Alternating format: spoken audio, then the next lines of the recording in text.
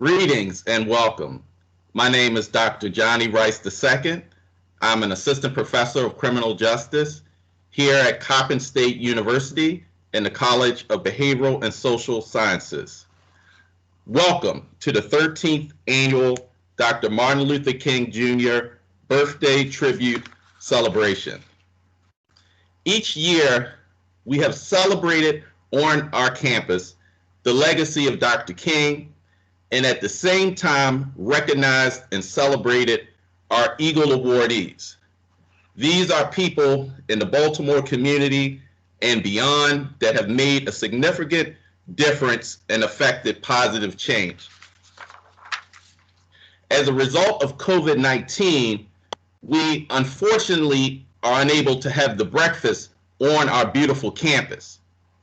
But this year, we're still excited to be able to host this event using a virtual platform to ensure that we continue to uplift and share in the spirit of this day, not only with our Coppin State campus community, but also with our distinguished guests who are visiting us today. The theme for this year's event is social justice, the arts, and activism. The arts inspire, the arts motivate, the arts can bring about change in our society.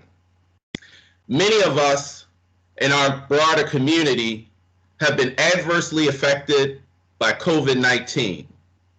Also, within the past 2 to 3 years, there's been social unrest that has called for HBCUs and others to speak up and to speak out.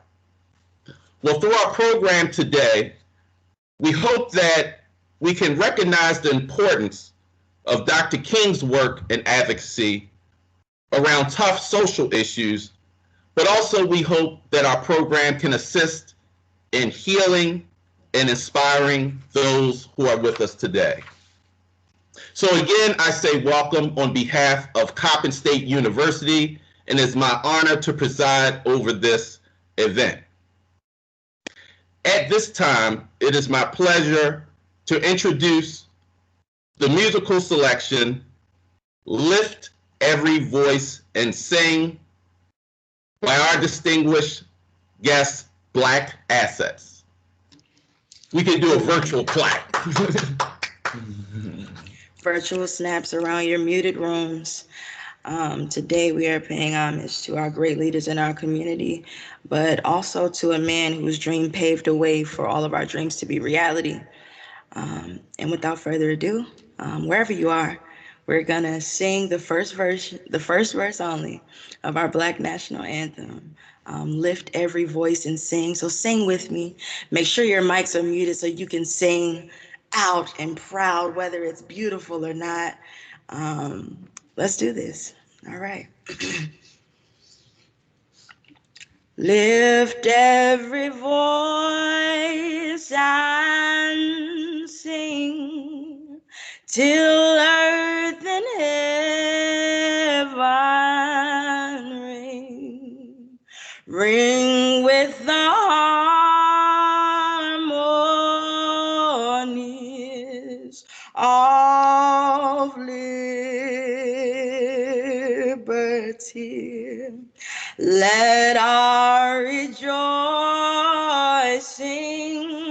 rise high as the listening skies.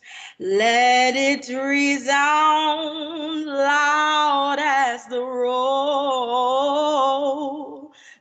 sea.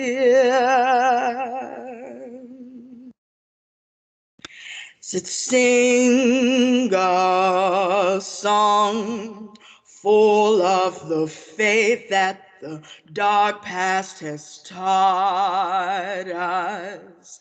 Sing a song full of the hope that the present has brought us.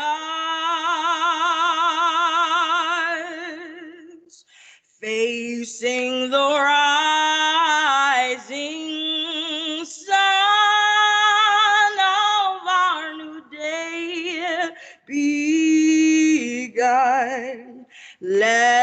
march on till victory is won. Thank you. I want to thank Black Assets for that powerful, powerful rendition.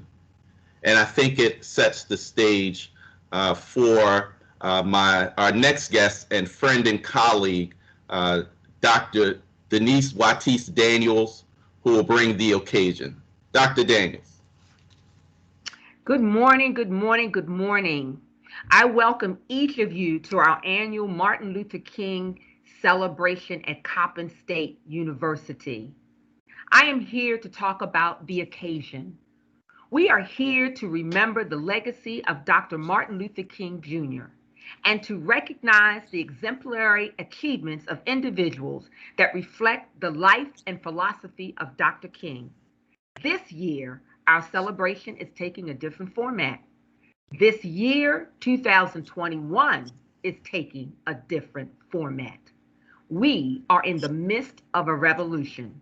And contrary to the prophetic statements of the last poets, the revolution is being televised. The revolution is live on CNN, MSNBC, Facebook, Instagram, and Twitter. I look in wonder at the amazing life of Dr. King. At the age of 32 years old, he accomplished things that most men of 70, 80, and 90 years did not achieve. He truly lived a lifetime in a brief lifespan. Dr. King spoke life into dark places in history. Grandma told us that history will repeat itself. Grandma said that people could talk from the grave. Big Mama told us that there would be days like this. Let us reflect on the vessel of life that flowed from the lips of Dr. King and echoes from his grave. The function of education is to teach one to think intensively and to think critically. Intelligence plus character is the goal of future education. Coppin, this is our goal as educators. An individual has not started living until he can rise above the narrow confines of his individualistic concerns to a broader concern of all humanity. Coppin, let us instill this value into our students. The limitations of riots, moral questions aside, is that they cannot win and participants know it. Hence, rioting is not revolutionary, but reactionary because it invites defeat.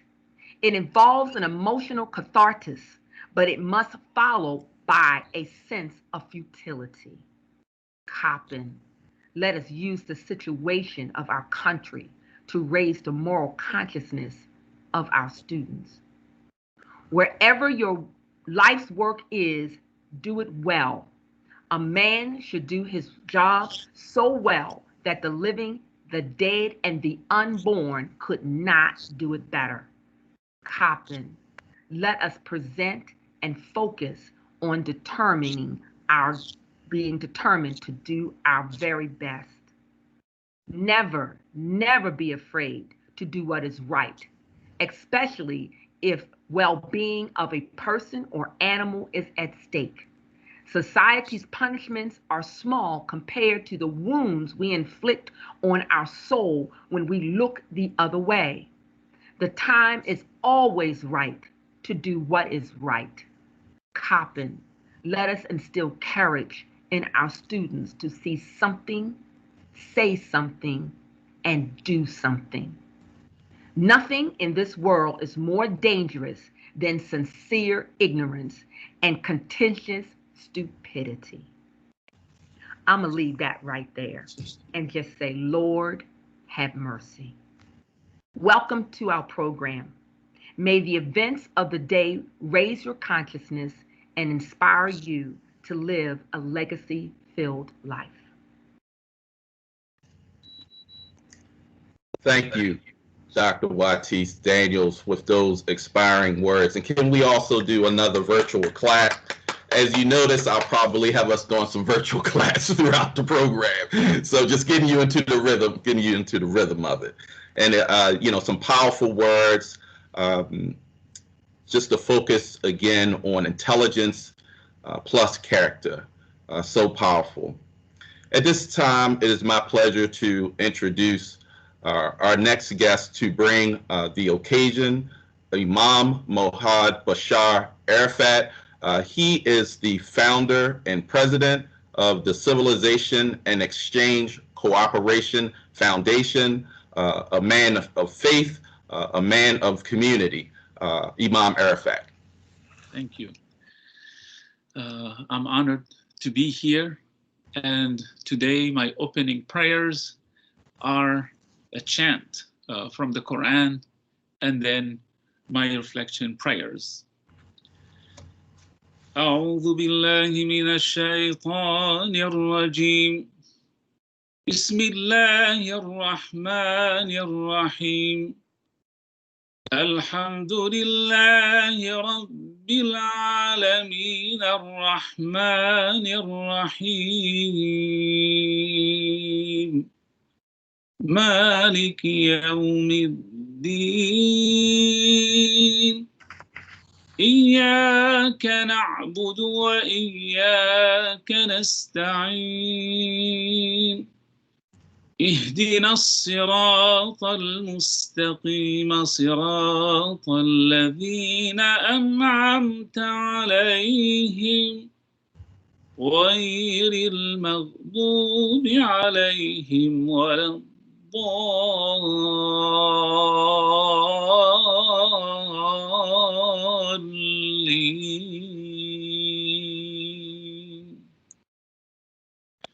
In the name of Allah, most gracious, most merciful. Praise be to Allah, the cherisher and the sustainer of the world. Most gracious, most merciful, master of the day of judgment. Thee alone we worship, and thee alone we ask for help.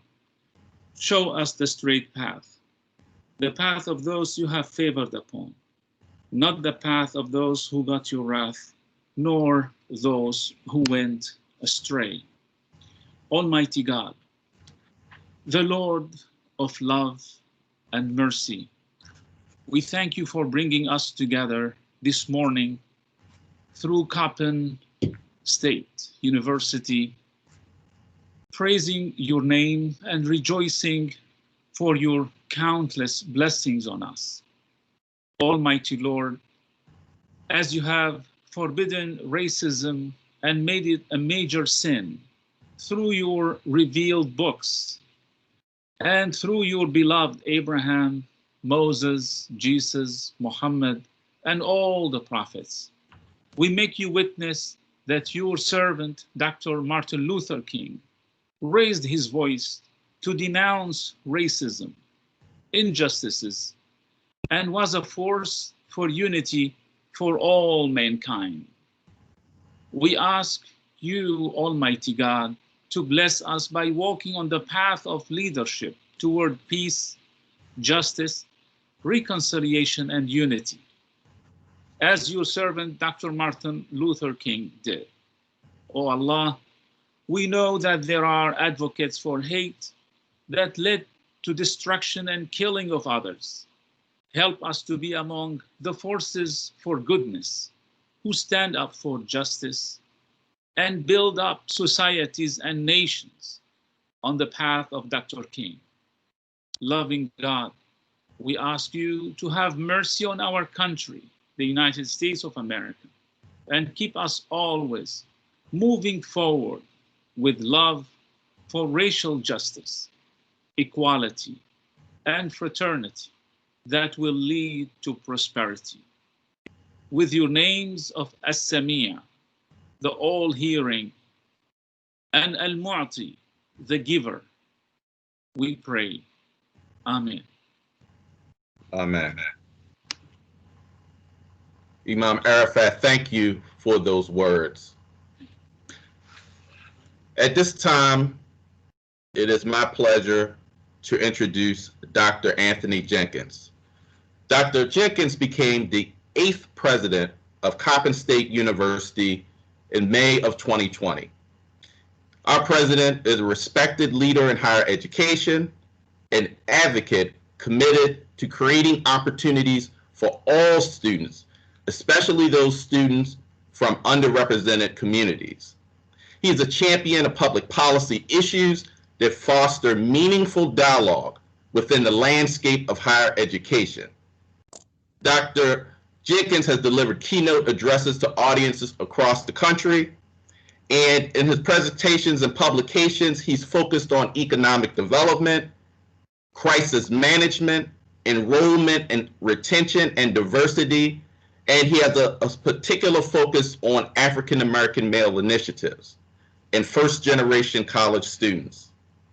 Dr. Jenkins has served as a member of the NAACP President's Council, the National HBCU Presidential Leadership Team, in collaboration with the Association of Public and Land-Grant Universities, as well as the Thurgood Marshall College Fund.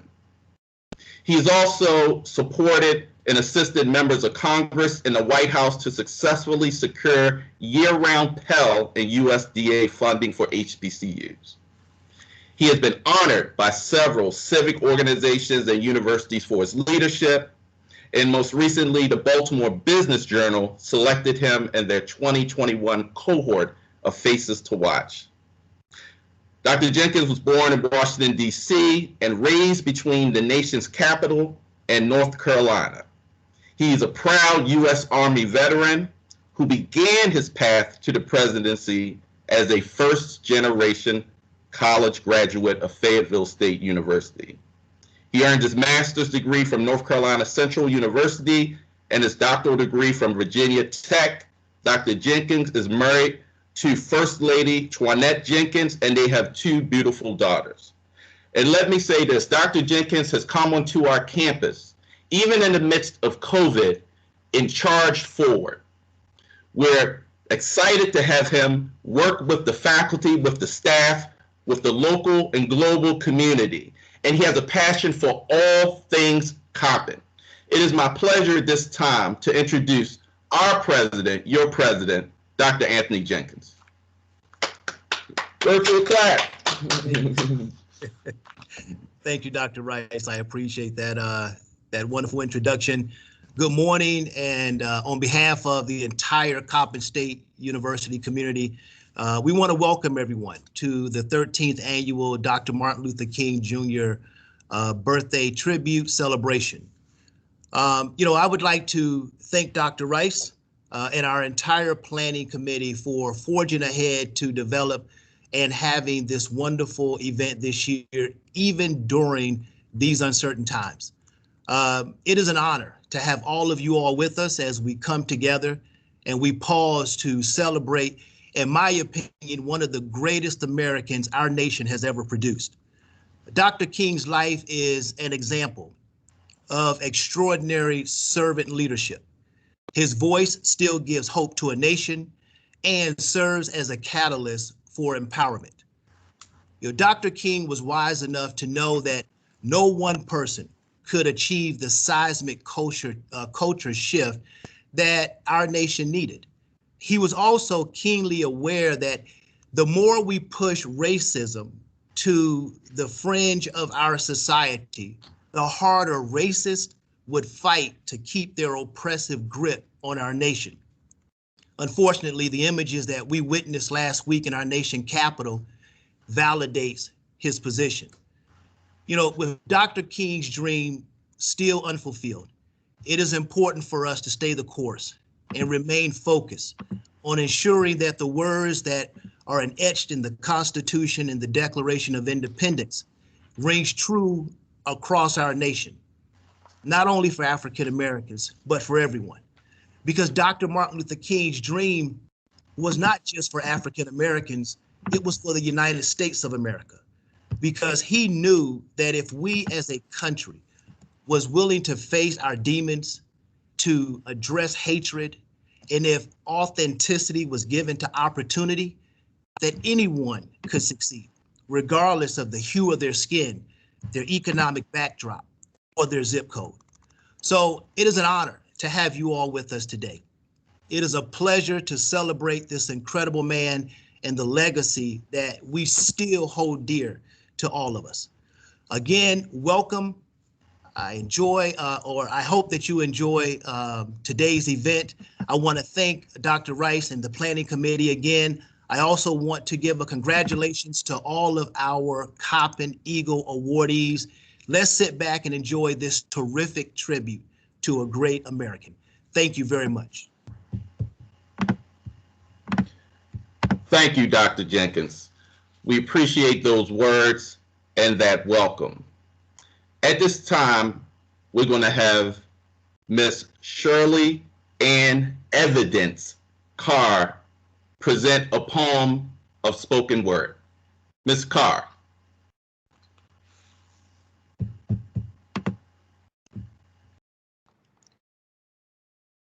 Lift up your heads, O ye gates, and be ye lifted up, ye everlasting doors, and the King of glory shall come in. Who is the King of glory? The Lord God strong and mighty, the Lord mighty in battle. Greetings and thank you to the Coppin family, President and First Lady Jenkins and family, all clergy and members of the faith community, all service members and veterans of the military, the MLK committee. Thank you to Dr. Tolson and Dr. Rice, faculty, staff, alumni, students, my College of Health Professions family, Zeta Epsilon Chapter Delta Sigma Theta Sorority Incorporated, and happy Founders Day to the ladies of Alpha Kappa Alpha and our beloved community for such a time as this. Perhaps it is easy for those who have never felt the stinging darts of segregation to say, wait. But when you have seen vicious mobs lynch your mothers and fathers at will, and drown your sisters and your brothers at whim, when you see the vast majority of 20 million Negroes brothers smothering in an airtight cage of poverty in the midst of an affluent society, there comes a time when the cup of endurance runs over, and men are no longer waiting to be plunged into the abyss of despair.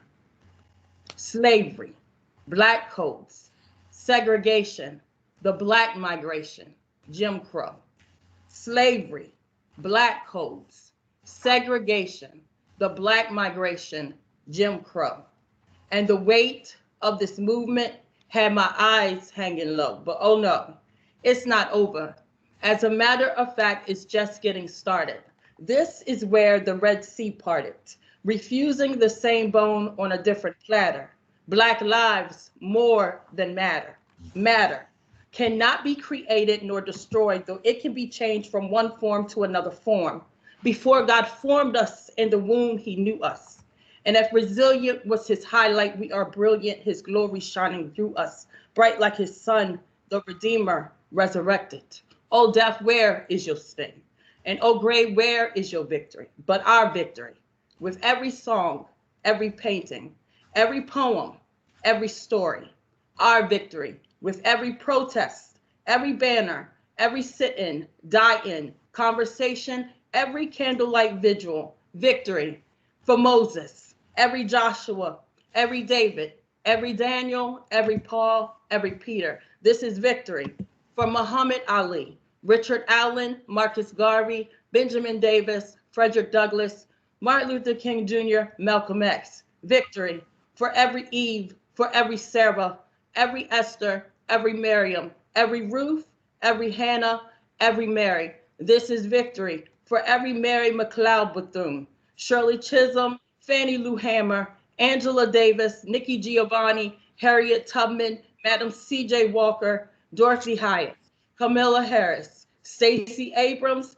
Keisha Lance Bottoms. This is victory for the United States. This is victory for every HBCU. This is victory for Flossie Dedman, Francis Murphy, Grace Jacobs, Gilbert A. Daly, James Weldon Johnson, J. Millard Talls, Miles W. Connor, Parlette L. Moore, Percy Julian. This is victory for Cynthia Neverdon Morton. This is victory for Betty Gardner, Ibrahim Carbo, Larry Martin, John Hudgens, Kenneth Morgan. This is victory for Judith Wilner, Emini Courts, James Brown, Deborah E. Wolford, Aaron Maben, Fanny Jackson Compton. This is victory and no stopping us now for such a time as this. Thank you, Evidence. Can we clap it up again? Thank you for those words of power, reflecting on people who have transitioned on, and also reflecting on our champions who are here working hard today. I am so appreciative of Evidence contribution. Thank you, and thank you.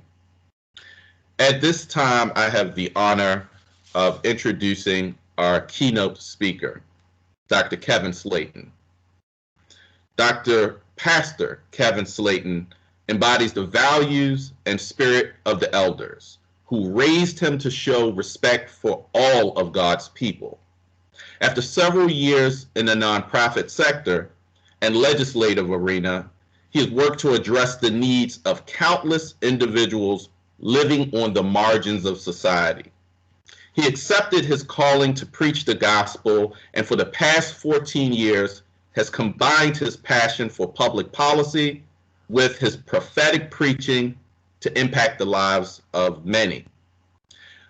Although he has sat at the table with many of the nation's influential leaders in the public and private life, at his core, he will always be the voice of that little boy growing up on East 9th Street in Chattanooga, Tennessee. He's one of the first individuals in his family to attend college, and he earned his Bachelor of Science degree in Finance and Economics from Alabama A&M University, his Master's of Divinity degree from Howard University in DC, and his doctorate from Colgate Rochester Crozier Divinity School in New York.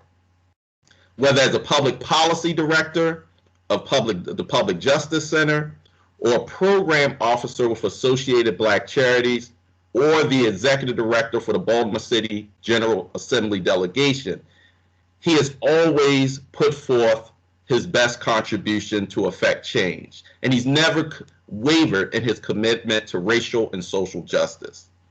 Currently, he serves as the Religious Affairs Chair for the Maryland State Conference of the NAACP and campaign manager for the Maryland Center on Economic Policy. He is a family man who loves his wife, Dia, and together they live in the heart of Baltimore City, thriving and serving in the community. Dr. Slayton is also the appointed senior pastor for Atlanta UMC Church in Maryland. This is a person who I know to be someone who loves people. He's a man of achievement, my friend, and our distinguished keynote speaker, Dr. Pastor Kevin Slayton Sr.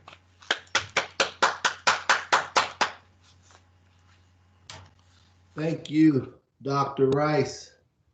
I'll pay you later for those kind words. I am truly appreciative of that. To Dr. Jenkins, welcome to Baltimore. Welcome to the West Side. And my prayers and blessings are with you as you take on this amazing institution and lead us to a new day. To the administration of Coppin State University, to its students and its very active alumni, many are friends of mine. Thank you for your continued commitment to the Baltimore community. To the team that has put together this program, it has been absolutely wonderful thus far. I'm going to find this sister with Black assets because I think she needs a new church home and a choir to sing in. See if we can make that happen. Also want to thank those persons behind the scene who, without them, none of us would be tied to this thread, that thread that's in an iCloud. Those persons who often go unnoticed, the IT team, Mr. Harper, Sister Kelly Jackson, thank you so much for all you've done to bring this together. And then to the honorees today, my congratulations to you. May this recognition inspire you to continue to do the work that you do and to touch the lives of the people that you have already touched, and many you may not even know you have. I'm honored again to be able to speak today. I often tell folks that Dr. King Day is my favorite holiday, more than Christmas. And I'm a Baptist preacher. I love the Lord, but I love MLK Day. It speaks to who I am at my core. It speaks to the shoulders on which I stand. And so this is a great honor for me. I want to begin my remarks by lifting, or at least reminding us of a sermon that Dr. King preached in 1954 at the 2nd Street Baptist Church in Detroit, Michigan. This particular sermon, Brother Rice, Dr. King alluded to this theory of what he called moral depreciation as a relativistic ethic. During the sermon, he noted that we had begun to accept what he called the attitude that right and wrong were merely relative to our group think. What are you saying? I'm saying, in essence, he was stating that we don't stand up for our deepest convictions anymore for fear of the majority opinion of others. If everybody's doing it, then it must be right. I like this particular sermon, and I lift it up because it reminds us this morning that still today, there's some things that are still right and some things that are still wrong. No matter how you try to spin it, flip it, fix it, serve it, say it, or package it, will still be wrong according to God's moral law. I don't care how you try to fix it up, there's some things that will be eternal and absolute according to God's moral law. It's wrong first to point out to hate. It's always been, it's always will be. It was wrong in Palestine, it was wrong in Afghanistan, it's wrong on the cotton fields of Alabama, and yes, it's wrong here in our state of Maryland. It was wrong in Somalia, it's wrong in Russia. It was wrong in 1862 before the ink dried after the signing of the Emancipation Proclamation. It was wrong in 1954 before the ruling of Brown versus Board. It was wrong in 1963 on the steps of a burning 16th Street Baptist Church in Birmingham, Alabama. It was wrong in 1968 on the balcony of the bloodstained Lorraine Motel in Memphis, Tennessee. And yes, most definitely it was wrong on last Wednesday, January 6th, the hallowed grounds of our U.S. Capitol. Some things remain an issue of right and wrong, but we're falling by the wayside because too many of us have taken on this attitude that the determination of whether or not it's right or wrong is based on evidence. Do you have enough proof? So if no one saw me do it, then probably it's not wrong. We may not have seen you plant the pipe bomb, but it was wrong. We may not have seen you send the letter that solicited the death of others, but it was wrong. Some things are right and wrong whether nobody sees you do them or not. These types of infractions upon humanity are further confirmation of a corrupted soul, and I dare say a character that has become empty of any type of content. But if we're going to see any type of real change, any development of social activism within us, here's where I want to hang my hat today. We've got to develop and begin to train truth tellers. If I was in the church, I'd say turn to your neighbor and say truth teller, but we're not. We're on some platform in virtual world, so just yell in your house, let's start to tell the truth. Dr. King desired all that all of mankind would live in the harmony and shelter of justice. So it was on the morning of April the 4th, 1967, that he stood before a congregation of mostly Christian Americans in that storied pulpit of New York's Riverside Church. And on that particular morning in 1967, Dr. King denounced with great conviction the escalating war that was occurring in Vietnam. King had been invited, Brother Imam, to speak by a group of faith leaders who themselves were called clergy, and they were sort of frustrated about what was taking place in Vietnam. And the leader of the particular cohort was one that we've come to know was a very dear friend of Dr. King, was Rabbi Abraham Joshua Heschel. King stands up to give his remarks, but he was not foreign to his comments before these words came out, words that I think speak to us very resoundingly today. Said, there comes a time when silence is betrayal. You know, we're constantly on the verge of witnessing the extinction of hope in these United States. When little children are taken by the ignorance of gun violence, something in each of us should lament the departure of hope. But I believe we could see a shift in our outcomes if only a few more of us had the courage to betray the silence of our own convictions. Put another way, if you see something, you ought to say something. But if I might pause and warn you, if you have the courage to say something about what you've seen, you damn well better be ready to suffer something. Yes, that's the mantra of our nation. So many of our brothers and sisters live in a constant climate of fear, and all we've asked them to do is to say something. Well, I don't expect I'm going to expose any of you scholars here to anything new today that you didn't already know, but it's not always easy to say something, particularly if that something is remotely related to truth. We live in a society where there have always been consequences for telling the truth, depending on the community or the culture that one finds themselves. The names for truth tellers have changed, but the meanings are still the same. Corporate America attempts at unveiling truth are referenced as whistleblowing. In the underground mob world culture of major urban city, truth tellers are labeled as rats. Some truth tellers are referenced as stool pigeons or tipsters. If you ever find any truth tellers in the halls of our government, they may be known as informants. But somehow we have glamorized these type of truth tellers in ways that we don't do black and brown truth tellers. You know, that group of truth tellers that lurk behind the curtains of poorly kept rental properties in our communities, in impoverished neighborhoods of our city. They're afraid of landlord retaliation, and they might never find another place to rent, so they remain silent.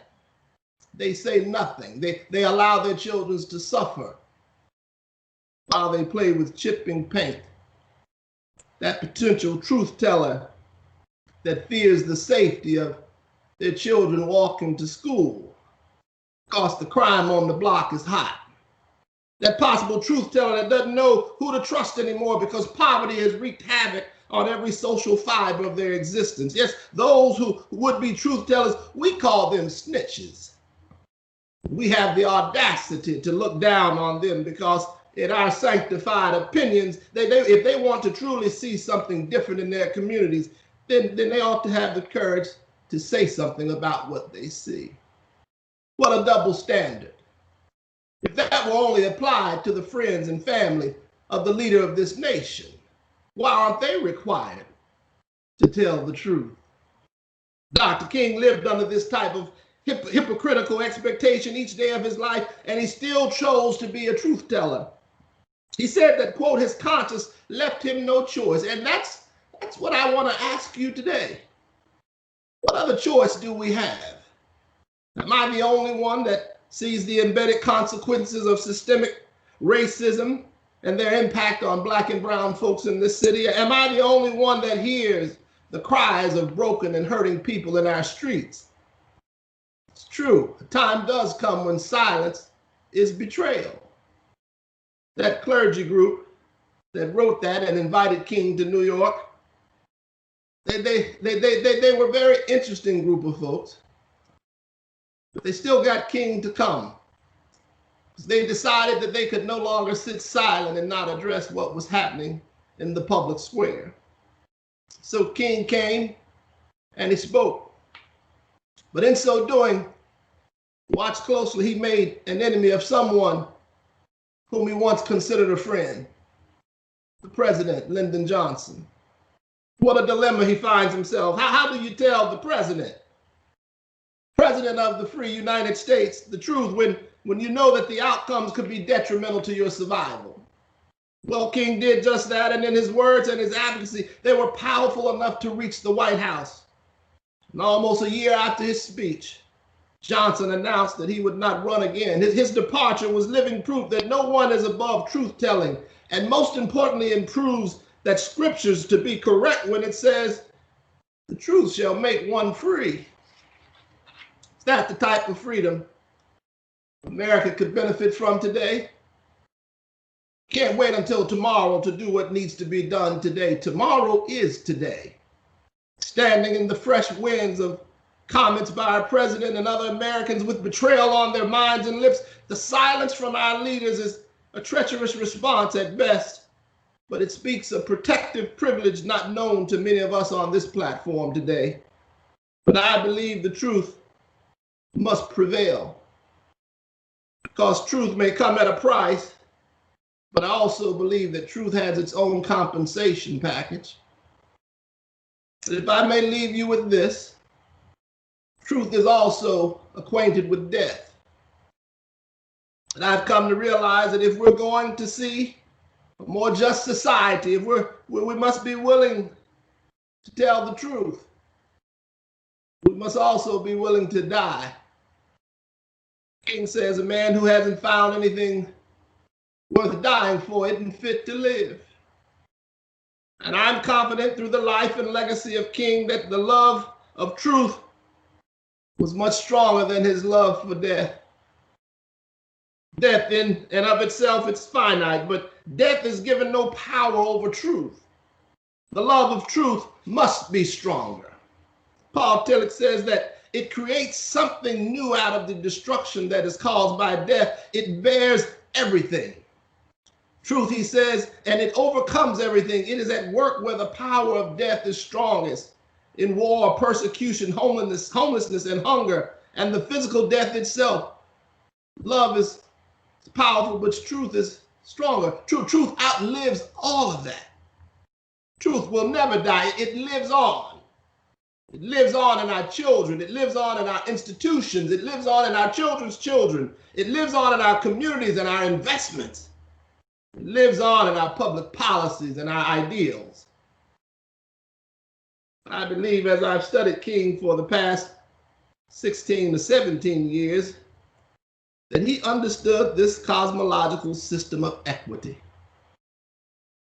Exactly 1 year after that speech in New York, Dr. King returned back to my home state of Tennessee.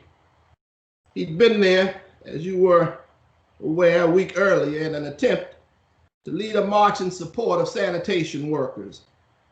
The march was infiltrated by troublemakers. For the next several days, leaders and skeptics, they began to write Dr. King off. They said he was a failure. Some even declared his message and his movement had died. But King believed that the cause for which he stood was right. He trusted that there was something in this universe which justified the words of William Cullen Bryant that says, truth crushed to earth will rise again. So on the morning of Wednesday, April 3rd, he arrives back in Memphis. There's a rally that evening being held at the Mason Temple. King, feeling a bit under the weather, he decided to stay, gather himself together and renew his strength.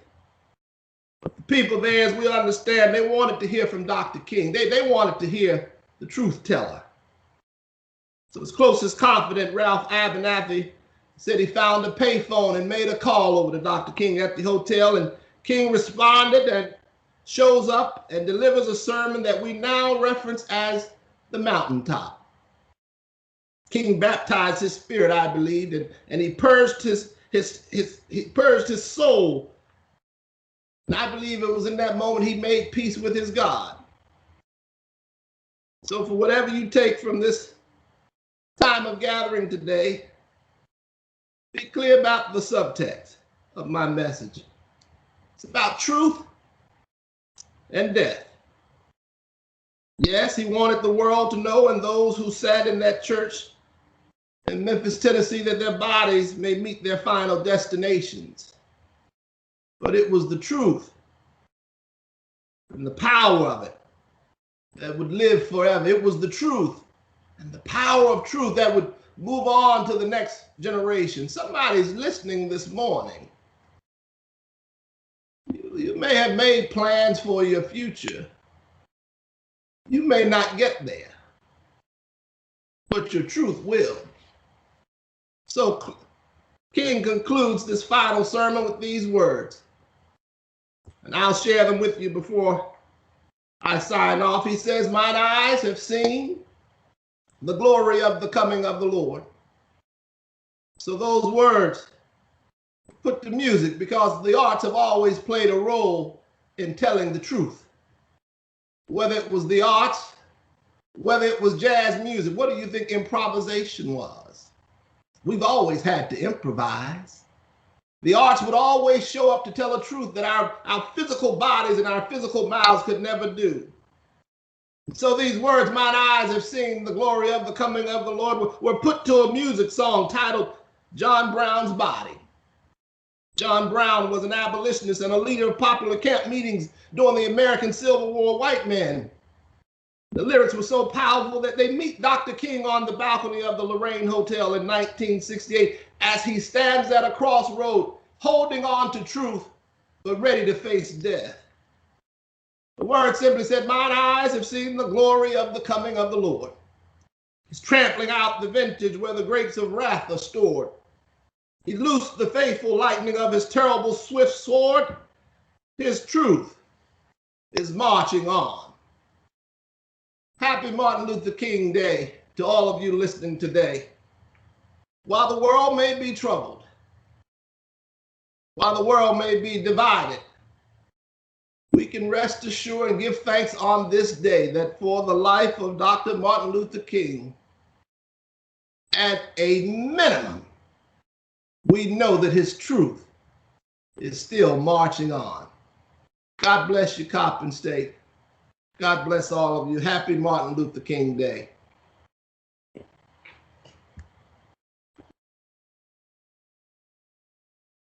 Dr. Rice, you're muted.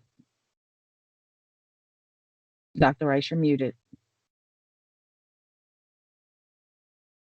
Dr. Rice, you're muted.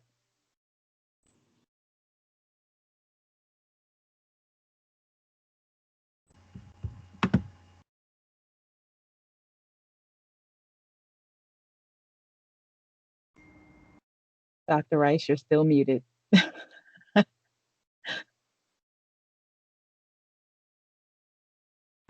Dr. Rice, you're muted. Can you hear me? Yes. Now we can. You missed all the powerful words that I had for Dr. Slayton. But I'll repeat them again. I just want to thank you, Dr. Slayton, for that intentional and powerful message. One of the major things that resonated was the focus on the importance of truth telling. And as you discussed issues and the social ills in the community, such as poverty, I take great pride to know that Coppin State alumni, Coppin State faculty, staff, and students, we all work together to better the conditions of our community and society. And so indeed, the objective truth, the truth tellers, resonated with me, and I'm sure that it resonated with many, many individuals within who are listening today. And again, we want to appreciate you and celebrate your participation in this event by bestowing to you this award for your kind words and contribution and ongoing commitment and service to really marginal communities and helping us deal with issues of racial inequity and inequality. So if we can one more time clap it up for Dr. Kevin Slayton. Powerful words, powerful words. At this time, we're going to have another musical performance by Black Assets, and the song is entitled Peace Comes.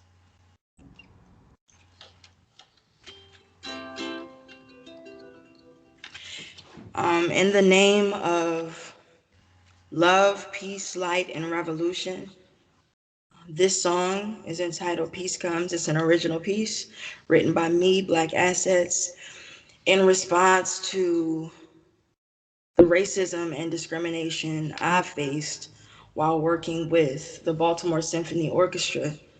This song is my protest. And like my ancestors, like my elders, I can never be silenced.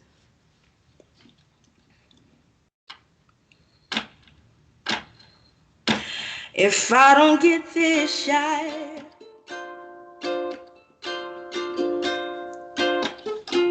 I know another comes. Yeah. If I don't get this shot,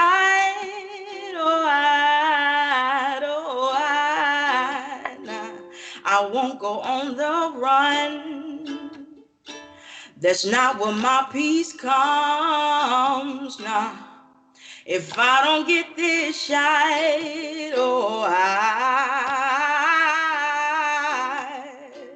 I know another come.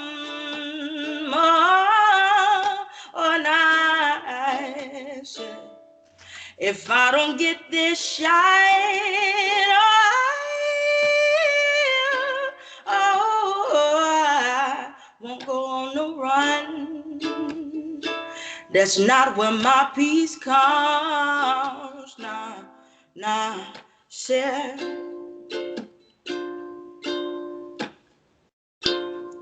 Yeah, you free to be said nah. Said all you were meant to be said. Said I can't question anything, said this path was meant for me, said I'm realizing all the same skin folk ain't meant to be kinfolk, no. Said no, and I ain't built. Said I ain't built for them folk. No, I ain't built for them folk. 'Cause I love the dark in my melanin. Say good Lord now. I don't know no better skin. No circumstance, no situation could ever change that perspective. Nah, said y'all better come get this lesson. Nah, and if I don't get this shot,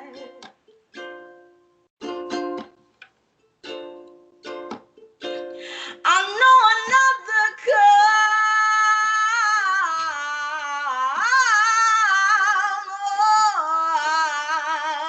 If I don't get this shot,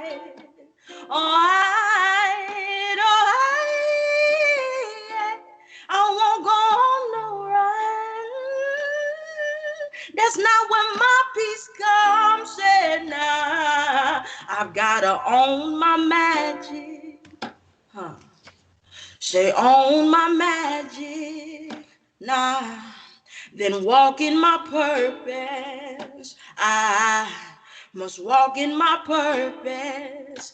I gotta rock my truth now. Oh, I rock my truth now. Good Lord, 'cause it's totally worth it. It's totally worth it. Now where you are with your muted mics, repeat after me. Say, own my magic, your turn. Own my magic. That's it. Now walk in my purpose. Your turn. Walk in my purpose.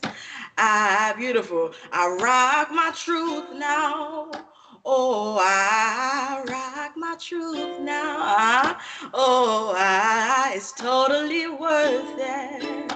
Oh, nah, it's totally worth it. That's it. All me. If I don't get this shot,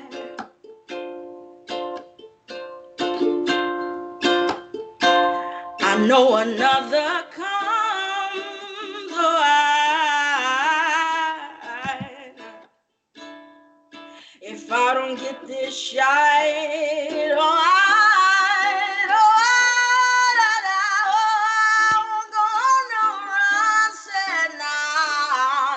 where my peace comes. Said if I don't get this shot, oh na na na na na na na na na na, no another comes.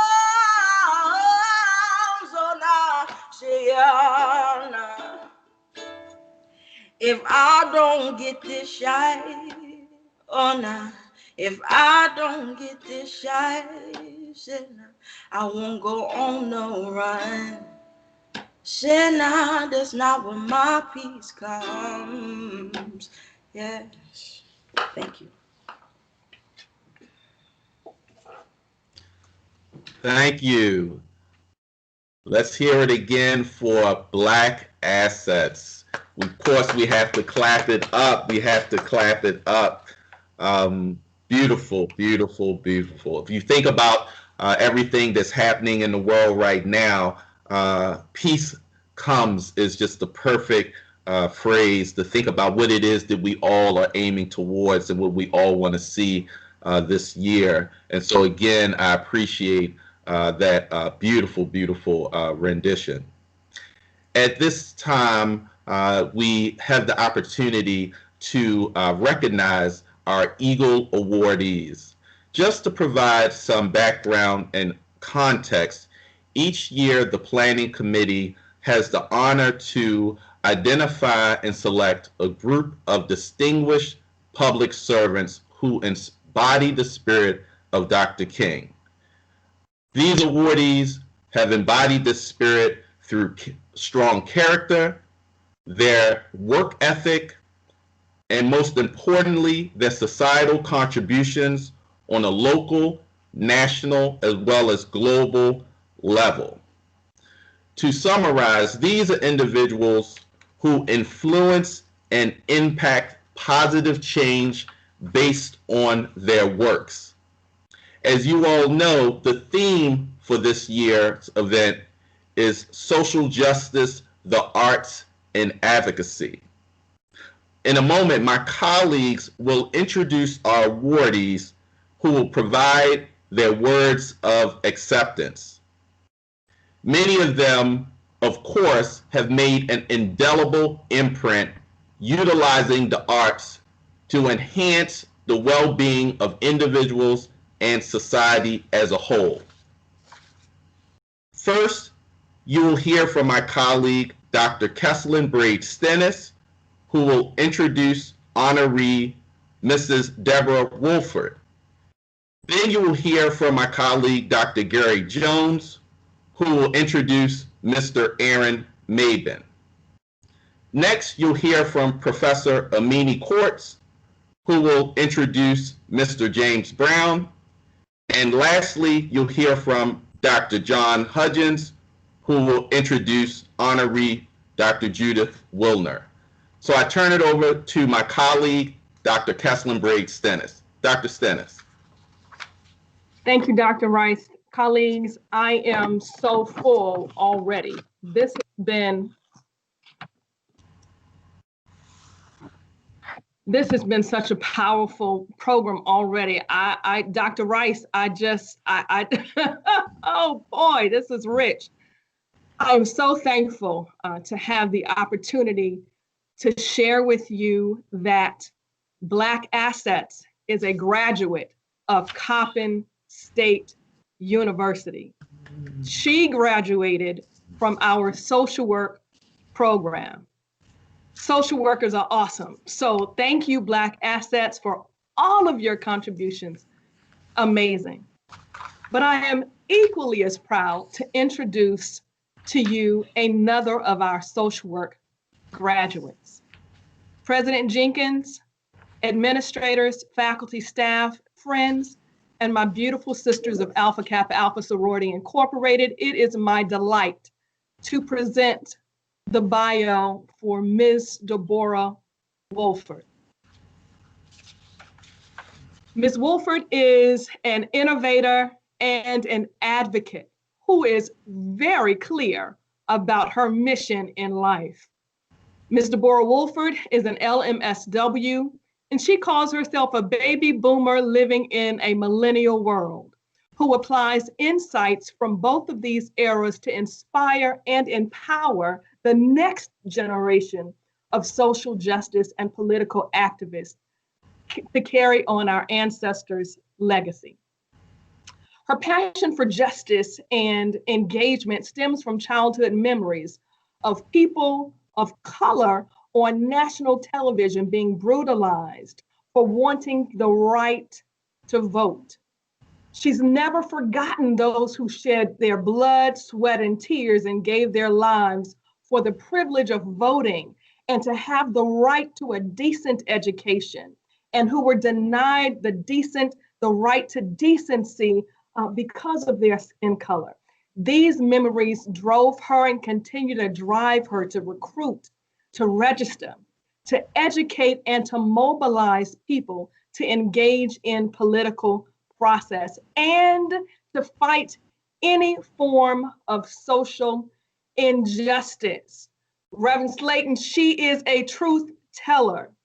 She is also the founder of the Hip Hop to the Ballot Box. I said that Miss Deborah Wolford is an innovator and an advocate.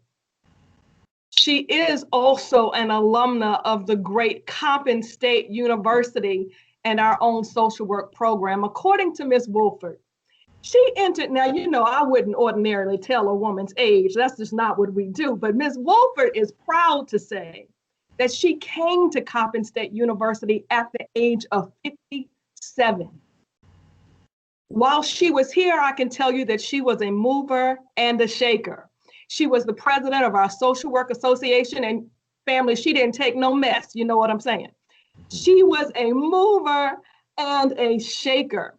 She was also an inaugural intern with the Dr. Dorothy I. Height Center for the Advancement of Social Justice. And I can tell you that we spent many times, many days, and many phone calls talking about how we will further the mission of the Dorothy Height Center. I remember very clearly that Ms. Wolford said, now, Dr. Stennis, we have done, this was at the end of our first year, Dr. Stennis, we have done all of this work.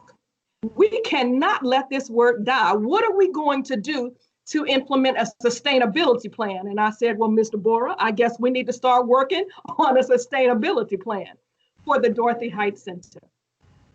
It's because of Ms. Wolford's work that we have had over 20 interns with the Dorothy Height Center. It's because of Ms. Wolford's work that we've been able to gain internships and grants to support the work of the Dorothy Height Center. I tell you that Ms. Wolford is an innovator and an advocate.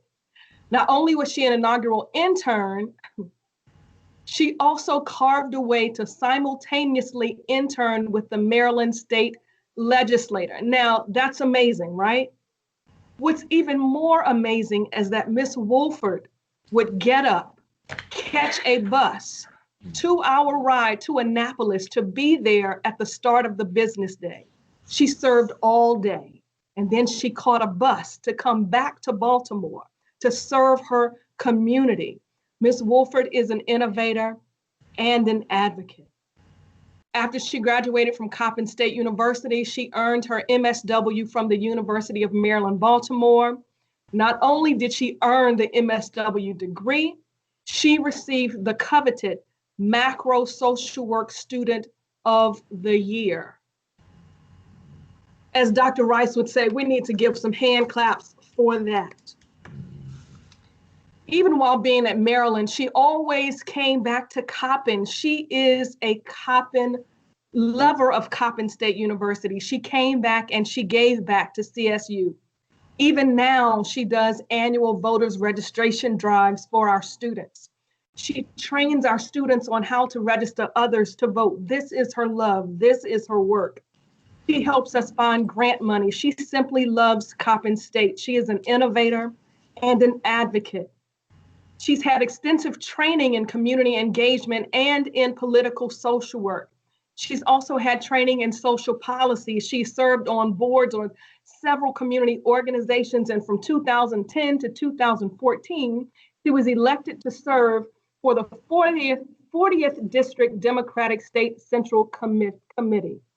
She's also served as treasurer of the Baltimore City Democratic State Central Committee. She is an innovator and an advocate. Ms. Wolford has forged working relationships with agencies, elected officials at all levels of government.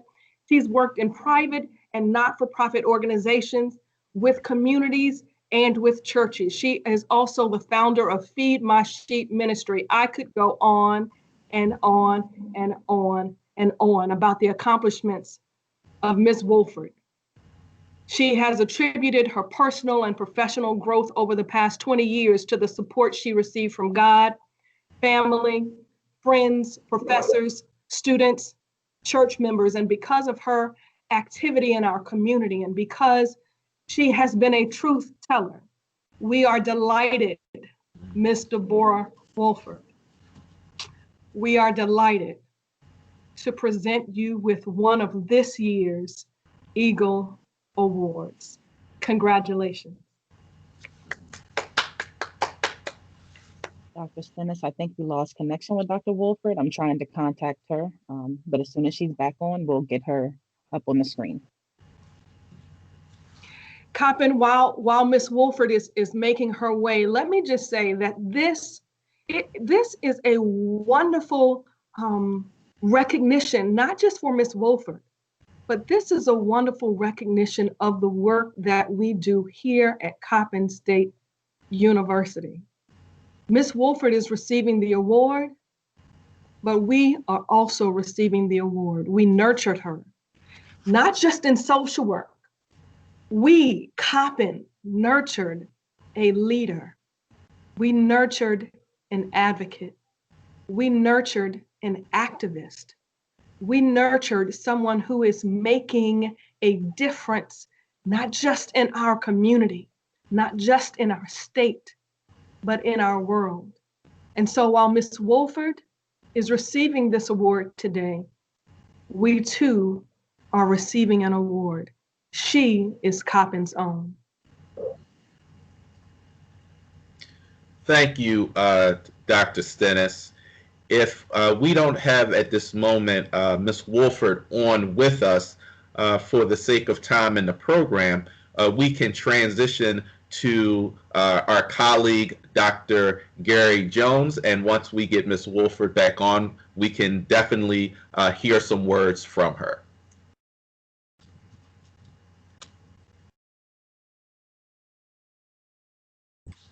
Dr. Jones.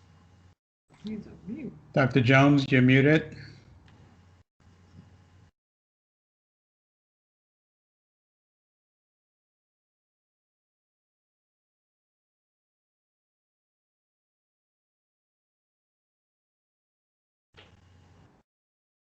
I'm still muted. Yes, you're still muted, Dr. Jones.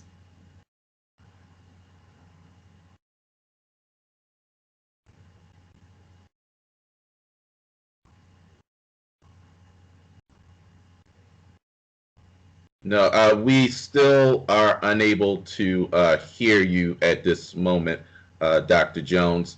And so I guess I'll check back. Kelly, do we have Ms. Wolford? Not yet.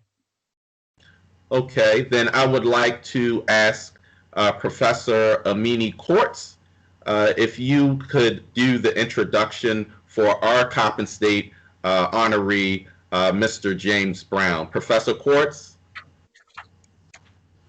Good morning. Good morning. Dr. Jenkins, Dr. Rice, Dr. Slayton, distinguished honorees, faculty, staff, and students.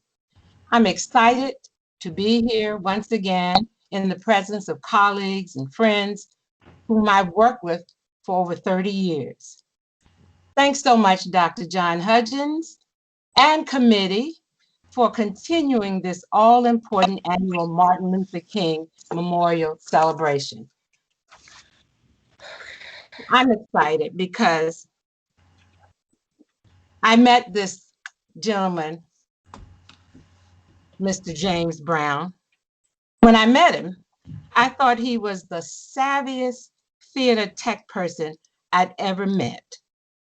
And when Sam Wilson, founder of the Arena Players Incorporated, which happens to be the oldest continuously operating community Black theater in the United States, and of course Sam was a member of the English faculty here, when he introduced me to James Brown, little did I know then that he also would introduce me to a future Coppin family member. I never thought that James would become a member of this faculty and staff. James and I worked together alongside each other at the Arena Playhouse for over 10 years. He helped me forge and strengthen the unique collaboration between Coppin's theater program and the Arena Players that's maintained today. Numerous theater students and faculty have shared successful theatrical ventures with the Arena Players. James never ceased to amaze me with his technical and artistic designs for that very traditional Johnson Auditorium stage, as well as the unique small arena stage.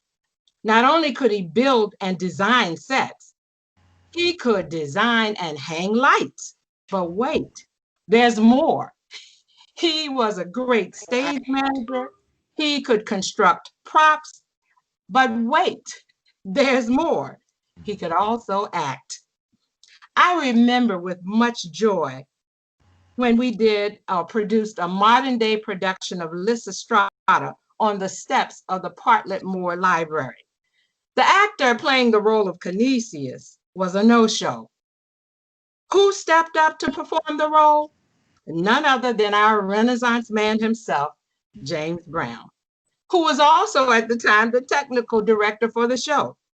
James stepped in and performed the role to hilarious perfection. As the master planner would have it, he ultimately joined the Coppin family. In fact, I was the one who urged him to come to apply for work here at Coppin. At the time, my motives were purely selfish. I thought to myself, how great it would be to have my own personal set designer, stage manager, lighting designer rolled up in one, right here by my side at Coppin. Little did I know then that he would become all of those things and much more for over 25 years here. Indeed, James has demonstrated his skill and artistry both on and off the stage. His work at most of the theaters in Baltimore metropolitan area, including Theater Project, Spotlighters, Vagabond, to name a few, is well known. His service to Baltimore and the NAACP AXO program is just as renowned among area students, faculty, and schools, including to those of us here at Coppin, whom he corralled into serving as judges and coaches for the annual AXO theater and speech competitions. Notwithstanding his many endeavors, James has remained steadfast and loyal to his beloved Mount Pleasant Church ministries as he continues to serve on the drama and culinary arts ministries. Well, if it sounds like JB is a man for all seasons, he is just that. My colleague is the truest and sincerest, the hardest workingest friend a person could have. One can be sure that whatever the task he has undertaken, he's always seen it to fruition. Whatever the challenge might have been, one could always count on James Brown to come up with a creative and workable solution. That is what he does, and that is who he is. There's little wonder in my mind why he is receiving the Eagle Award today, and I am so proud of him. colleagues and friends, please put your hands together for the hardest working man in show business, James A. Brown. Congratulations, JB. Oh, thank you, Amini. Can you hear me? I certainly can. Okay. Oh man, thank you. I'm humbled by that tremendously. Giving honor to God and to the President Jenkins and all of our distinguished leaders, Coppin family, friends and guests, my family. Again, Amini, thank you for those words and for you being a blessing to my life, you know, sharing your artistry and guiding me too. Even though you weren't my professor, I still learned a lot from you. You know, my introduction to the arts came from my parents who had me in church plays and singing for their friends and relatives when they came over for different events. I credit my love of reading not only to them, but also to the late Mary Carter Smith, who founded the Griot Circle here in Baltimore and was my elementary school librarian. I was introduced, unfortunately, to racism in high school. I was bused at Patterson High School, and I was called more than just the N-word on late nights when I was on the bus stop coming from choir and theatrical events. So, you know, those things kind of discouraged me. But then in 1986, I started to get my Black arts in me, being a member of the Arena Players. And making my connections to Coppin through Sam Wilson, as Amini introduced his name, and also through Amini and others there. Around the same time in 1988, that's when I started working with the ACSO committee, and ACSO stands for Afro-Academic, Cultural, Technological, and Scientific Olympics. It's a competition for African-American high school students, although any student can enter the competition, and we have areas of competition throughout the academic realm, from writing to STEM to visual and performing arts and business. And you know, those things framed my perspective of the world. I cringe sometimes at the world today, but I'm pulled out of my despair by those students that I nurture and their dreams when they're fulfilled. I'm fueled to continue to support them and my college creatives by nurturing their potential. In the end, my life thusly is transformed. So I ask you to take a moment today, support the ACSO program by checking out our website. It's the charmcityacso.org, charmcityacso.org. And you can reach us on Facebook or Instagram, Baltimore City ACSO. That information is available. Also, our Coppin Repertory Theater Company put a shout out to Gary Hyatt and as our coordinator, and we have some programming that we're going to do online this year. So please watch the website and look for notifications for that. The Arena Players is still up and operating for, I think we're in our 67th year. So please check their schedule for upcoming events. And, you know, your presence here today must mean that the arts and culture and the social well-being of the children of the African diaspora is important to you. The presence of artists in the movement with Dr. Martin Luther King Jr., Pearl Bailey, Sammy Davis Jr., Harry Belafonte, Mahalia Jackson, Nina Simone meant he didn't have to carry the weight of spotlighting civil rights injustices and the absence of justice by himself. I've just been one voice to echo his message of love and equality. And I think, you know, today somebody heard me out there. So I thank you the committee for this distinction. I thank all of you for joining us today, and I will treasure this always. Hi, family. Joanne, get some rest. Sharon, I love yous. Thank you. Peace. Dr. Rice, we have Yes. Ms. Wolford back. Thank you. Congratulations again to our own Mr. James Brown. You make us Coppin proud. And at this time, we are going to go back to Ms. Deborah Wolford. Dr. Braid Stennis gave a tremendous introduction and overview of all of your accomplishments, and we're excited to hear from you as our Eagle Awardee, Ms. Deborah E. Wolford. Oh God, I'm just so overwhelmed at this time. I'm glad you could not see me because I was crying as she was reading. I was in tears, so I'm so thankful that you could not see me. As she was, Dr. Sinners don't tell the story that she was the one that let me in the social work department because of my behavior at the time. I was such a militant, that they wouldn't even let me in the social work department. But I did not change over the years. I say this because Proverbs 31:8-9 says, "Open your mouth for the mute, for the right, for all who are destitute. Open your mouth, judge righteously, defend the right of the poor and needy." And I believe that that the Lord sent that scripture for me because of my mouth is loud. And I tell people all the time that I have a built-in microphone. I don't need no microphone when I'm out there shouting for justice because it's built in.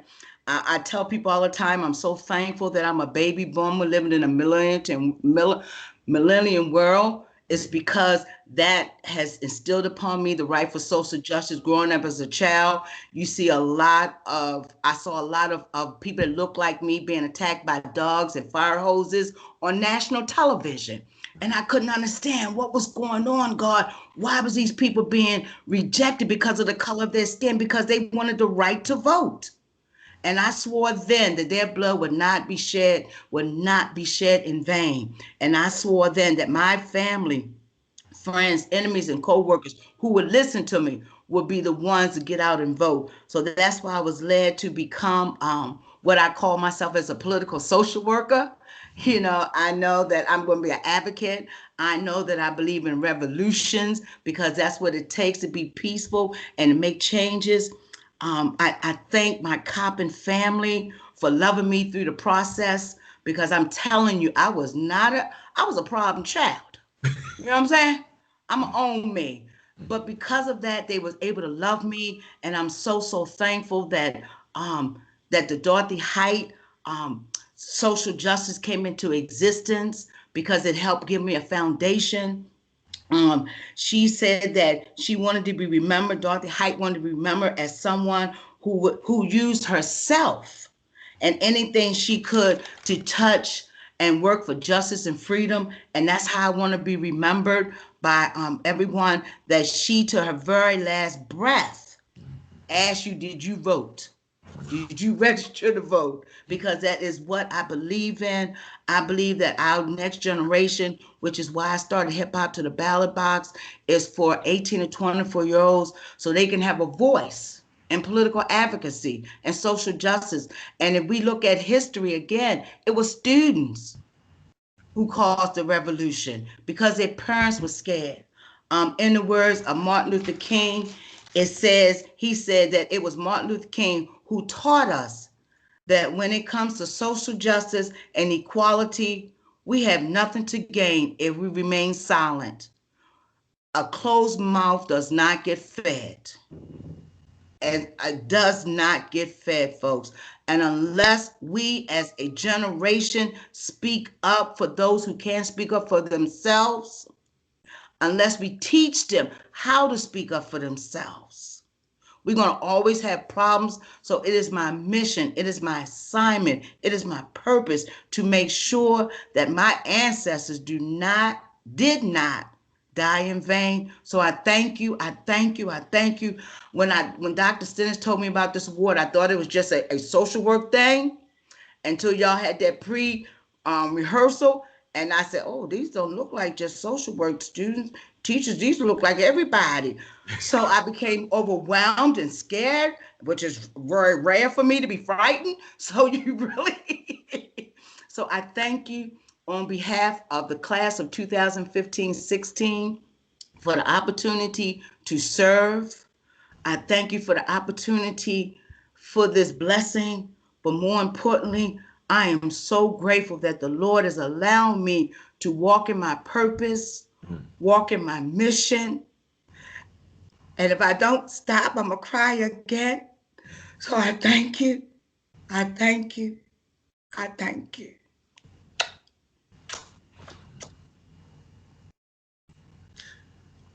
Thank you.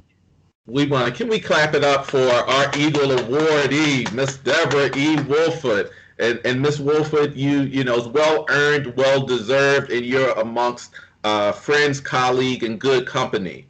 At this juncture, we are going to hear from Dr. John Hudgens, who will introduce our honoree, Dr. Judith J. Wilner. Dr. Hudgens. Good morning, colleagues and friends and visitors and guests and all of us. So glad you're here. I am just sitting here marveling at all of what I'm hearing. This is a wonderful day. It's a good day. Yes. It's quite a good day. And I will say some other things about that a little bit later on. At this moment, though, it is my distinct pleasure to present to you our Eagle Awardee, Dr. Judith Wilner. And I volunteered to do this because I think of all the people on the committee, I have known Judith for the longest. I haven't been here quite as long as she has, but we both have put in our time at Compton. Dr. Wilner came to Compton in 1972, not as a faculty member, but as somewhat of a typist to help put together some accreditation program. And of course, from that day until this day, she's always been an editor. She edits stuff, she reads stuff, she rewrites it, she makes stuff that wasn't so good sound very good. So she had worked here for like 35 years. She retired in 2017, and she has continued to be involved at Compton as a volunteer. She's currently working with this committee as a volunteer, and before that, she worked with Freshman Studies. She has done a variety of things here at Compton, but one of the things I want to highlight would be her contribution to the arts. As you know, part of our theme this year is art, and we're talking about the ways that art is involved in actually continuing to struggle. So much of what we have to say in struggle is spoken through art. And Dr. Wilner has been I have to say behind the scenes, because technically she's been behind the scenes, but in so many ways she's also been out front. But she has been a steadfast contributor and orchestrator in arts at Compton, particularly Black arts. And when you look at her role in the Department of Fine and Communication Arts, a department which when I got here was only a minor, and of course, it provided the required speech classes, but she worked with that. She stayed with it. She talks about her involvement with Samuel Wilson, who's already been mentioned before, in Arena Players. And I'm sure she had a lot to do with Arena Players as well as with Compton. A lot of people who wound up at Arena Players came through Compton in terms of getting their training and their preparation in drama and theater. One of the things I realized as I'm sitting here talking about Dr. Wilner and thought about what I would say is to give her credit as the chair of that department for all the great and wonderful artists she brought through this campus. I'm pretty sure that somewhere along the line, Amini Kaur's probably heard from Judith Wilner before she heard from anybody else to come here. And of course, Amini is a good friend of mine and a blessing to all of us, as is James Brown. But Dr. Wilner has to have had a hand in bringing her here. And then I look at people like the late Abe Shaw, who most of you don't know because he died some time ago. But I've never heard of a Black sculptor. He was here at Compton. I doubt if anybody else in the state, any other institution in the state, has a Black man who was a brilliant sculptor. Okay. We had Kerry Beth Cryer that Dr. Wilner, I'm sure, had something to do with bringing here. An outstanding Black woman photographer, as is our current Linda Day Clark, who's here. There's just so many people who came through here as a result of Dr. Wilner's being involved. She helped to move that program from a minor to now a major, and hopefully will return to departmental status. Gary Hyde, who succeeded her, is the chair, and I'm sure she has been so much involved in helping him to get acclimated and to move forward in this great work that's being done. She has a degree of undergraduate workers at University of Maryland College Park. Her doctorate is from George Washington University. And there's just so much I could say about her. I want to wrap up with a little story that I like to tell about Dr. Wilner. Dr. Wilner, as you know, is not one of the tallest people around. And despite her height, and I should not say despite her height, but among her qualities is she has an exceptional ability to project her voice, okay? And I'm sure that comes from her training in the theater and all that she does. But I remember a few years ago when Dr. Avery was the president, we were having a kind of a town hall meeting, and Dr. Wilner was making a point. And Dr. Avery was impressed by the point that Dr. Wilner was making, but he couldn't see her. So he said, Dr. Wilner, stand up so that we can see you. And Dr. Wilner roared back, I am standing up. So with that, I said to you, and I present to you, Dr. Judith Wilner, whom I consider a great friend, a great colleague, and by all means, a person who has been in love with Coppin for oh so many years. Thank you so much, Dr. Wilner. And thank you, Dr. Hudgens. So, ladies and gentlemen, Dr. Hudgens, I appreciate everything that you said. You give me a little too much credit, and I'm going to straighten that out too. First of all, I do want to take the lead from Shirley Eviden's car, a Coppin history graduate who earned a Master of Fine Arts at MICA. She started off by mentioning our ancestors, including Dr. Gilbert A. Daly. He's the one who brought a mini quartz to Coppin. He met her at a convention, at a conference in Richmond, and 3 weeks later she had moved to Baltimore, which we deeply appreciate. When I think about the ancestors, I think about the late William Stanford and Charlotte Stafford, his administrative assistant, who saw to it that I moved from a person with a terminal MFA but no JOB here to Coppin and kept me here for that summer of 1972 and 3. Dr. Geraldine Roberts Waters convinced Dean Flossie Dedman to hire me, and none of that would have happened without the late Dr. Cyril Osborne Byron Sr., whom I'd like to see honored even more in some way. He was a mentor to virtually all of us. Didn't tell us till long after he'd retired, when we found out through the news that he was a Tuskegee Airman. So let's talk for just a minute. Of course, those of you who know me probably figure out that it didn't go on me a minute, about social justice, civil rights, and the arts. When Dr. Slayton talked about the role of the arts and the artists in truth-telling, who tells the truth better than the artist? Whether it's Dr. Luke Shaw, whom Dr. Hudgens mentioned, he has a mural wall in one of our elementary schools that traces the role of African Americans in a community that's no longer African American. He talked about truth moving to the next generation.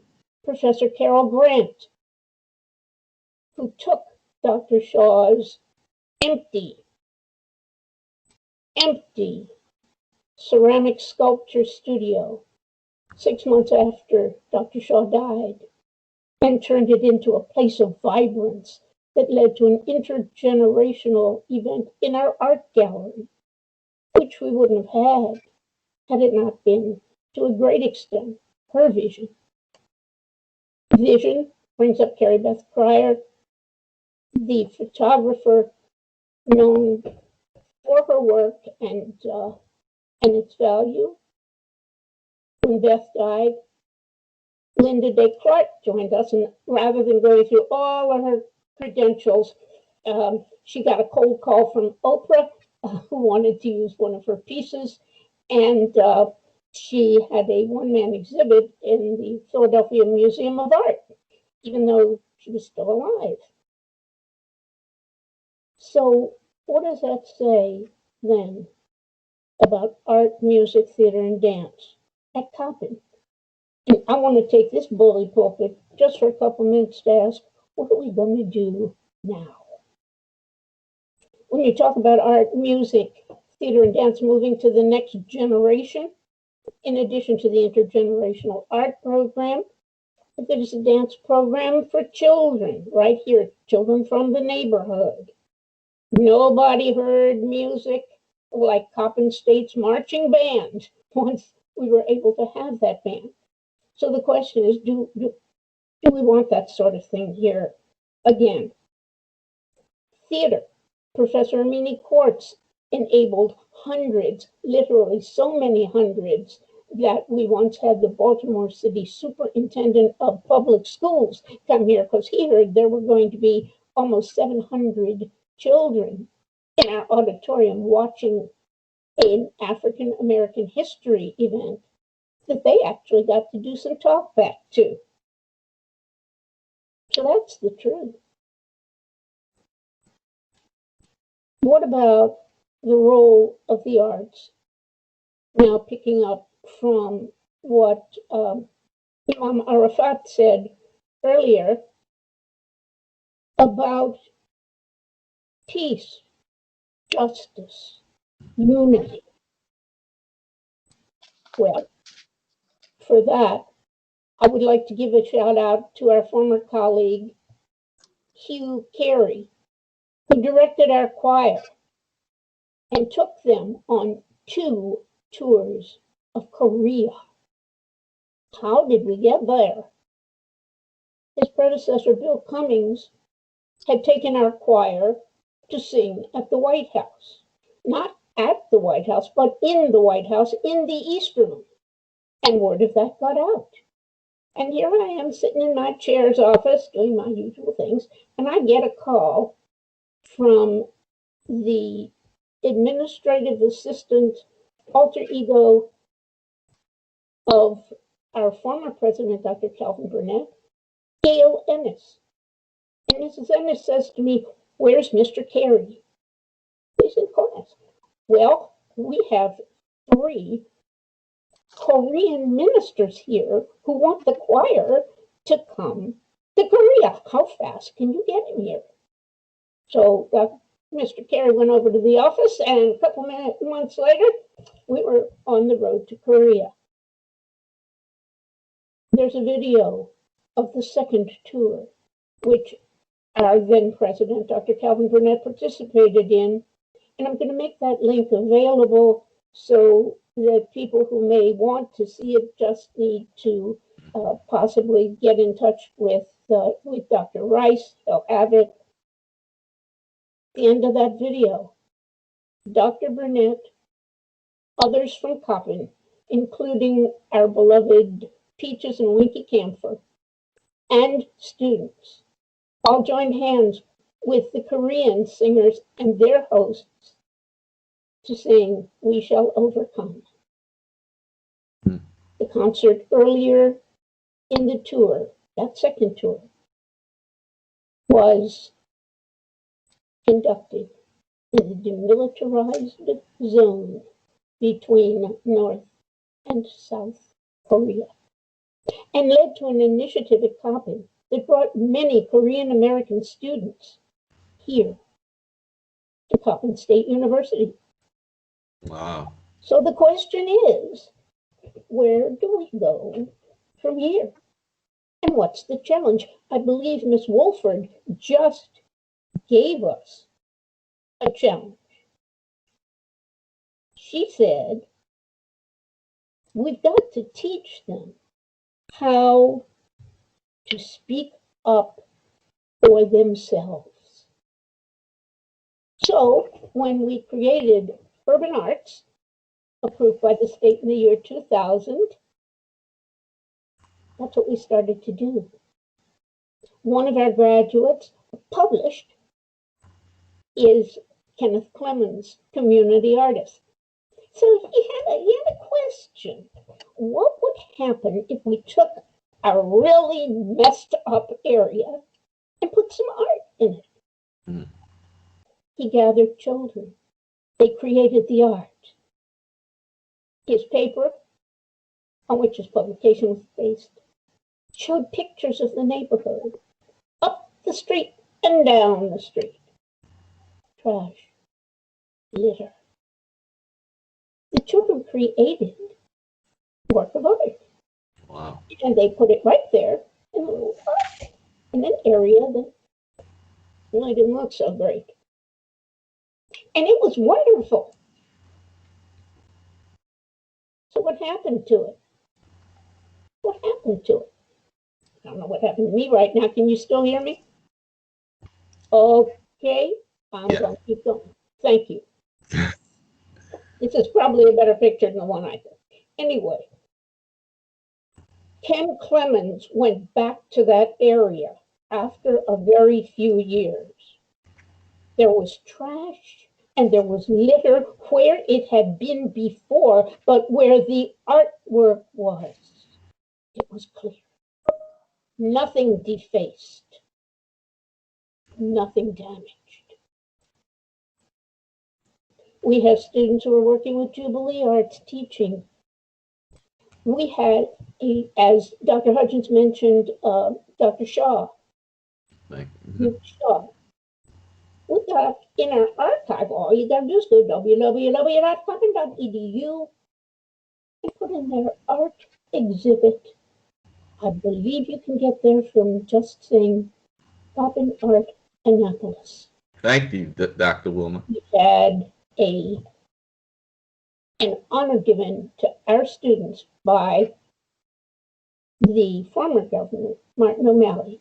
And I know I gotta go, so let me just ask one question. How many people know that the Percy Julian Science Building, which is now being completely renovated for a college of art, for a college of business, my era, was originally called the Percy C. Julian Science and Art Building? I got the pictures. Ladies and gentlemen, thank you for giving me this time to speak to the arts at Coppin. Can we clap it up for Dr. Judith Wilner? And I want to say this, Dr. Wilner and Mr. James Brown, they're honored committee members. And so the committee tried to keep, as long as we could, it a secret that they would be awardees. And it came to a point where we just had to let them know. But I want to definitely thank Dr. Wilner for her continued commitment of this event.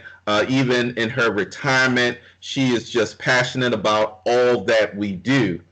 At this time, I'm going to pass the baton to my colleague, Dr. Gary Jones, so we can introduce our final Eagle awardee, Mr. Aaron Mabin. Dr. Jones. Greetings, everyone. I have the honor of introducing our next Eagle honoree, Mr. Aaron Mabin, a 32-year-old from West Baltimore, former All-Star defensive end with Penn State University, was selected by the Buffalo Bills as the 11th overall pick in 2009 NFL Draft. Later, in his 5-year NFL career, he played for the New York Jets and Cincinnati Bengals, walking away from the football field to pursue a career as a professional artist, activist, author, and community organizer. He exemplifies what MLK stated, that we can not all be rich and famous, but we can be great, because greatness is defined through service. His transition from full-time NFL superstar to full-time artist and philanthropist has been extensively covered by ESPN, CBS, Fox, and HBO documentary.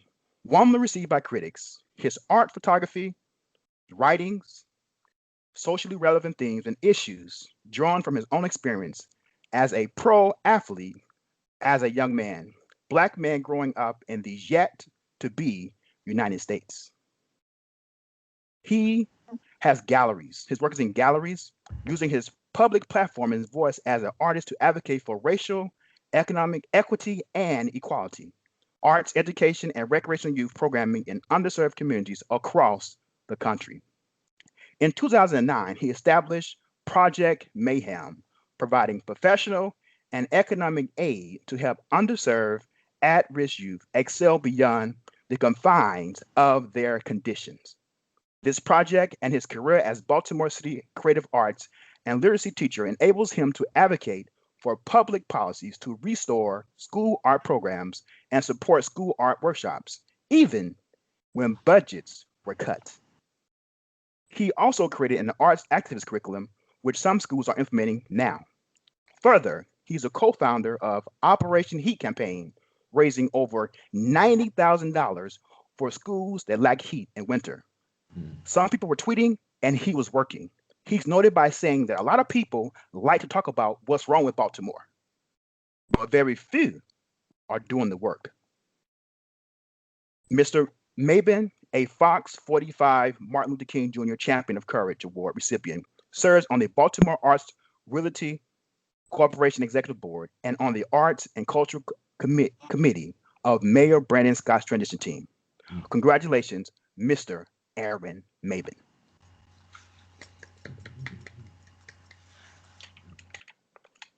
Wow. I'm honored. I'm humbled.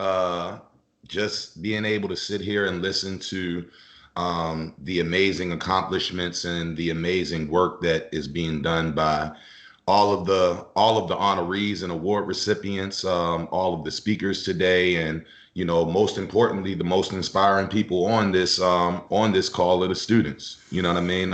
As an educator myself, I think the goal of anybody in education is to challenge and demand the best out of your students so that you can prepare them adequately for the world that they're going into. And obviously Coppin has always been a huge partner in that with me locally in the area. I've been teaching in the Sandtown Winchester community for the last 5 years now. Been doing work in the community in West and East Baltimore for much longer than that. So, I definitely have a great appreciation, respect, and admiration for Coppin University. I've exhibited there. I've done some guest lecturing for a few of their educators. So it's always a pleasure to be able to come on any of their platforms and have the honor of speaking. But on a day like today, I'm truly grateful for the recognition. But I wouldn't be myself if I didn't say that. During times like this, a lot of times people get wrapped up in self-adulation and celebrating your own accomplishments and things that have been done. But one thing that I never wanted to be in my life was somebody that people put up on a pedestal is being special for doing the work that I do.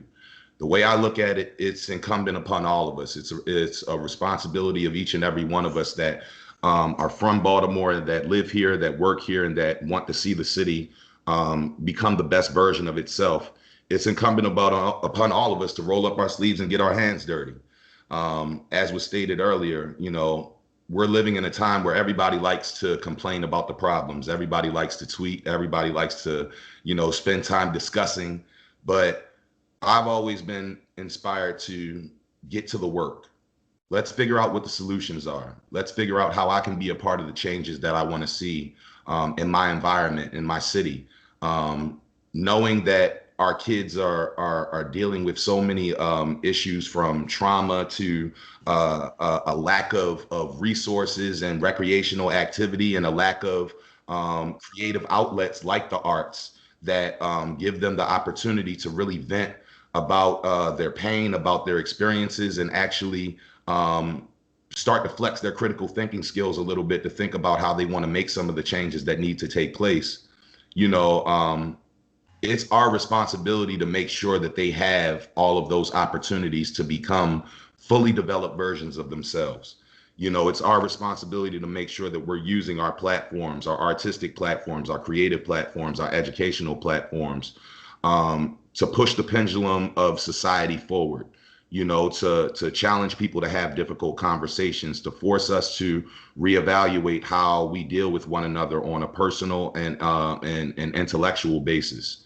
And I'm always going to use my platforms to continue to push that narrative. As been stated earlier, you know, you can't look at one significant movement or moment in this country that wasn't in any way significantly impacted by the arts.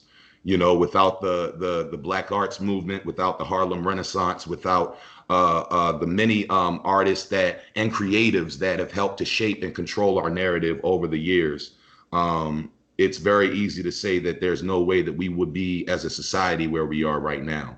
So I feel like as all of us that are creatives, that are artists, that are educators, it's our responsibility to continue to use our platforms to push those narratives, to continue to make sure that that we're empowering the voices of our youth through our support of the arts initiatives that exist, and through making sure that there's always outlets, creative and educational outlets for them to become the best versions of themselves that they can be, you know. And with that being said, I feel like everything else is that needs to be said has already been said by the esteemed guests that have already spoken. So again, I'm extremely humbled and honored and grateful for this award.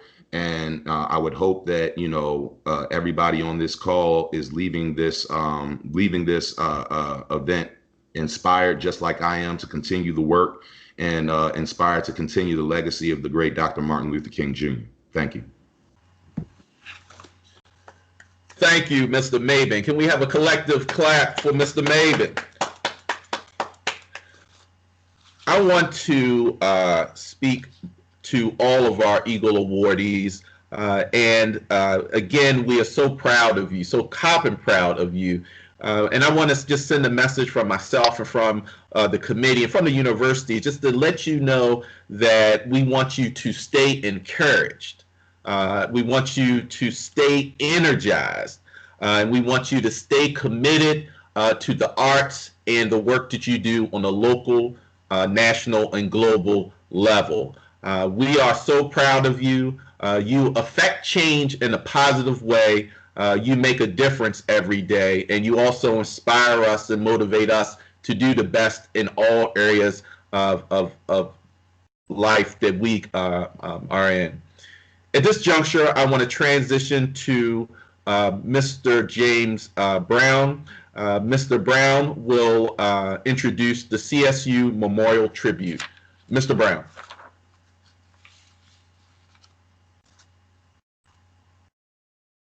Hello again, everyone. I'm glad to join you again, and congratulations again to all of the awardees, and thank you again to the committee for this award, for the award I received. Before I ever set foot on Coppin's campus, I heard about Coppin, not just from my late mom who graduated from Coppin, not just from my dearly departed grandmother who called it her alma mater, but from so many who learned to set their lighthouse high from the home of the eagle, the lady on the hill, as they called it.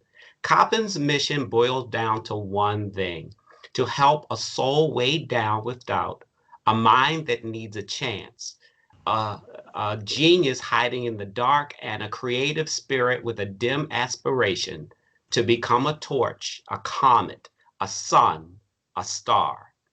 See, I met the students, but I also heard about the professors. Go to Coppin, they're tough, but Professor so-and-so is so outstanding. Go there because you can't meet a better staff.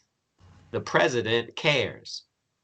A light is in each of us, but these are just human vessels, and over time they become unable to continue to be home to our light. Today we honor the little light in each of us, and the light in those who shone so brightly here.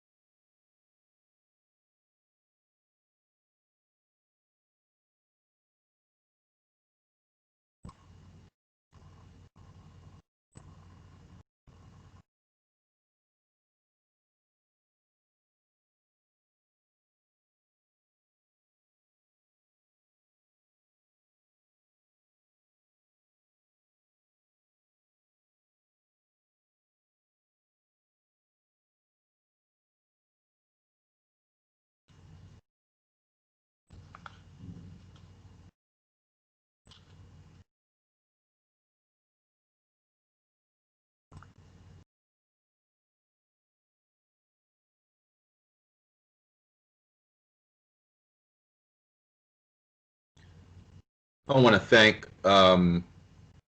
Brown for his uh, really gift of putting that together so that we can recognize and honor those Coppin family members who have transitioned on. They are gone but not forgotten, and we know that their contribution not only to Coppin but to the community is longstanding, and we also encourage their family and friends as well to smile when they think of these individuals who were highlighted. At this juncture, we're going to hear from another Coppin family member, Dr. Erica Covington. Dr. Covington is the proud president of our faculty senate. She will be given some closing reflections. Dr. Covington. Thank you, Dr. Rice. What a wonderful program. I'm so blessed to be a part of this. Congratulations to all of the award recipients, and thank you for the message today. In the words of Dr. Rice, the arts inspire and motivate change. And just based on this program, that was a great indication to show you how valuable the arts are. I think also we need to remember that through arts, we have creativity, we bring innovation, we bring inspiration. So they're very important. And also, in the words of Miss Wolford, closed mouths don't get fed. So the the activism is very important. I'm reminded by a phrase by Dr. King that said, do great things. And if we can't do big things, great, do great things in the small things that you do. Of course, I'm paraphrasing. But I think all of us find a way to bring our small things to have value. And sometimes it is through words of inspiration, or it's music, or it's helping our students, nurturing them to bring them value so that when they reach the real world, they can make a difference there. So again, I'm so blessed and enriched by the ceremony today, and I'm thankful to be able to give words of reflection, but it just brought happiness and peace to my spirit today. So I'm blessed to be here. Thank you. Thank you, Dr. Covington, for those words. And next we have Dr. Leonte Lewis, who is our provost. And let me just say this, Dr. Lewis, similar to Dr. Jenkins, is one of those persons that is proud of all things Coppin. And also, Dr. Lewis is one of the biggest proponents of Eagle Nation. And so for her closing reflections, introduce our provost, Dr. Leonte Lewis. Thank you so much, Dr. Rice. And it is so true. Coppin is in my spirit. Coppin is who I am. I am a proud graduate of this institution. And as Ms. Court spoke, and as Dr. Wilner spoke, and I heard the names of people who taught me, and it made me smile because I stood on those shoulders. I benefited from those interactions. And that is what we heard about today, being able to learn from what others have taught us, to be able to continue to live a life that is going to be beneficial, not just for ourselves, but for others. We heard today that, Miss Carr's poem told us that we need to reflect on our living legends too, not to wait until they're gone. And we have our honorees here today, our living legends. And it is so great that we get the chance to tell them to their face how inspirational, how motivational, how amazing they have been in their contributions to activism and to the arts. And so we thank you. We thank each and every one of you for what you have done. And as Dr. Pastor Slayton declared, he said that we need to train truth tellers, that it is a necessary action. He also said that silence is betrayal, and that the truth and the power of truth has to live on. And we know that the arts play a role in all of that, in the telling of the truth. And as educators, we play a role in the telling of that truth, in the telling of our history, in seeing the growth of those with whom we interact, our students. We have a charge. We have a charge. And as Black Asset also declared, let us refuse to be silenced. But in order to do that, we have to love ourselves. We have to own our own truth, because it is totally worth it. Our honorees are public servants, every one of them. And they are living and embodying what Dr. King said. The spirit of Dr. King. We need to do likewise. We need to do likewise in our actions. And those awardees are awards are so well deserved. We have been reminded of the power and contributions of our ancestors, and we need to commit ourselves to not just stand on their shoulders, but to reach back, to reach down, to reach across, to reach out, make a difference as we live and practice truth and action. This has been an amazing program, as Dr. Covington said. It inspires, it motivates, it makes you just want to go out and change this world, to make a difference. And that is what we need to be reminded of periodically. When life gets to us, this reminds us that we can individually make a difference. I want to thank the committee. I know that's not my job. But I want to thank the committee right now for the work that you've done. Thank the honorees. Kelly and Robert, you are amazing. This has been an amazing day, and I'm so privileged to be a part of it. And as a Coppin alumna, I am proud as Peach. Thank you. Thank you for this opportunity. Stay strong, Coppin proud. Go Eagles.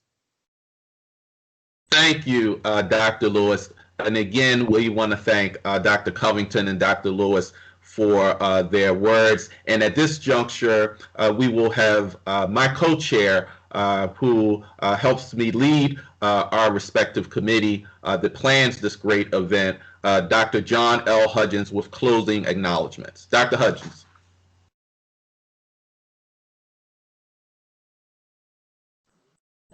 Thank you, Dr. Rice. And of course, the first thing I want to do is pay tribute to you. You have done a great job, not only in terms of leading this particular program, but also your efforts from months past in pulling us together and guiding us along the way and putting together this wonderful program. I want to say thank you to everybody who participated, and I will say some specific things. I also want to thank those who joined us, and I see our numbers are beginning to decline, but we've had a faithful group of people who have been coming to these occasions for the past 13 years. I'm reminded that when we started, stands out in my mind, it was the day after or either the day before, I think the day after, President Obama had been inaugurated as the President of the United States. And I remember we were so overjoyed that he was, in many ways, an extension of Dr. King's dream. I remember Jackie Williams' tears rolling down as she gave the purpose for the program at that time. And it's, I guess, prophetic and certainly poetic in a way that that day we welcomed in what we thought was a dream, and today hopefully we're standing at the end of a nightmare. That this program and this opportunity on this campus allows us to get together and celebrate and bring out our best angels. As you know, the program is not only in tribute to Dr. King, although it's highlighted around him, but it also pays tribute to HBCUs and our role in contributing to and carrying on Dr. King's legacy.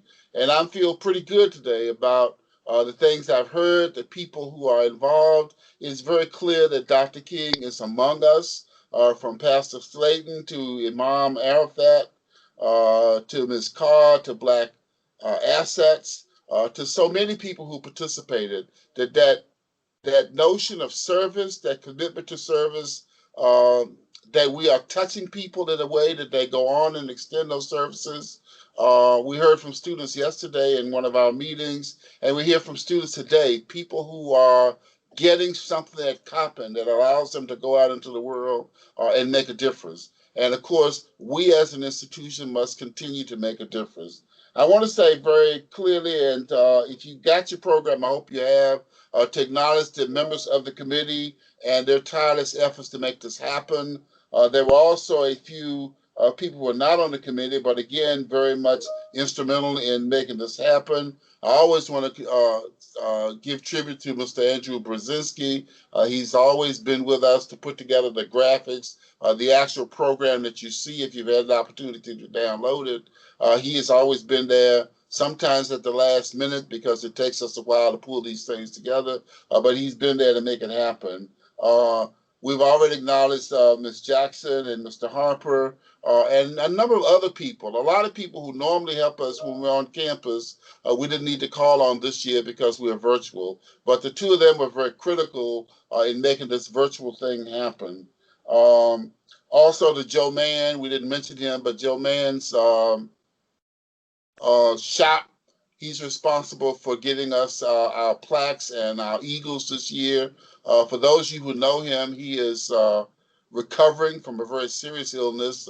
His family is carrying on, and we're so thankful for all that he has done, not only for this program, but for Coppin along the way.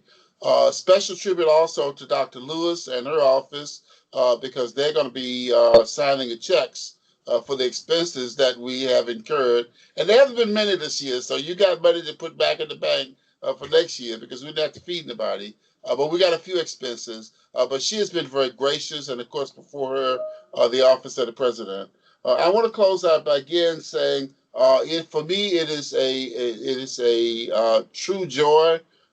This brings out, I think, in some ways, the essence of Coppin, the spirit of Coppin, the spirit of helping, the way we gather together, the way that we sense and understand each other.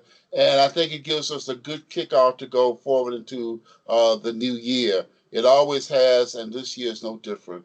We've got, as Dr. King said in so many words, we've got some difficult days ahead.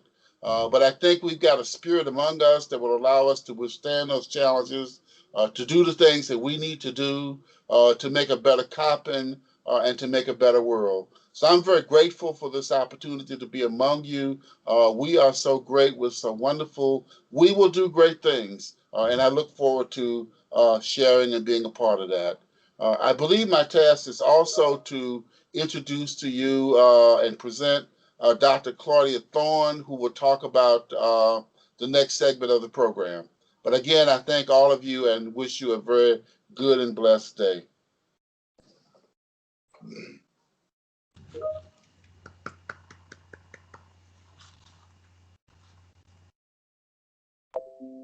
Dr. Thorne, you're muted.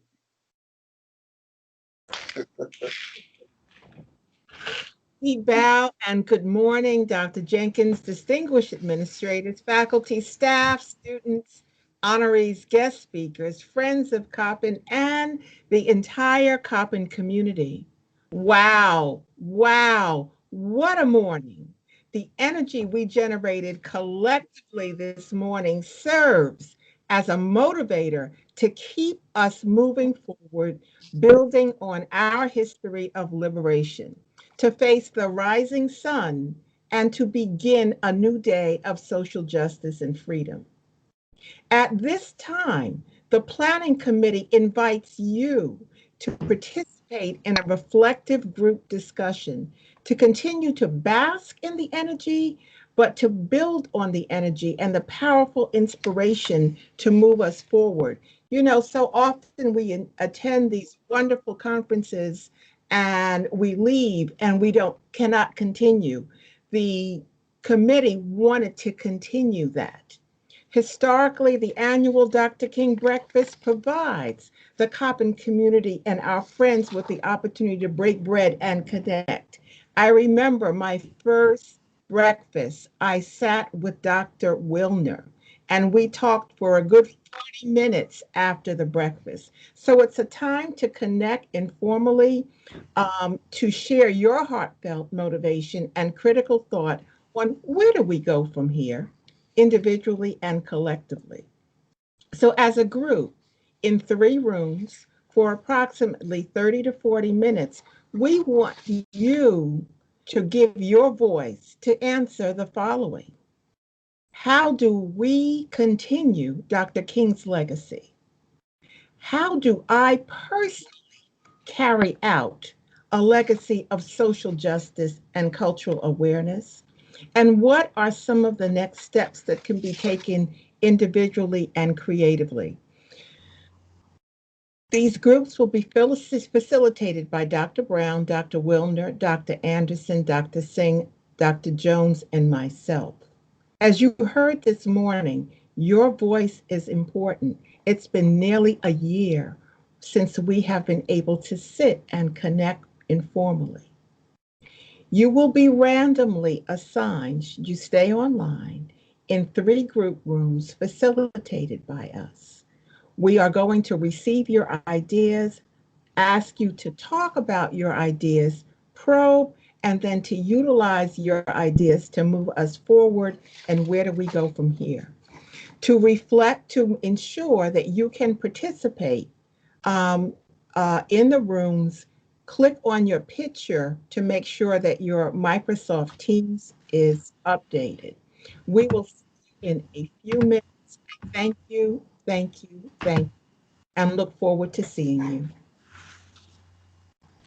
Thank you, Dr. Thorne. And just to reiterate, for those who are going to participate in those reflective discussions, don't go anywhere. And for those who have to leave afterwards, we thank you for staying with us to the end of the program. And to formally bring it to a close, we will have a musical presentation, or not presentation, but a musical that highlights the song "We Shall Overcome."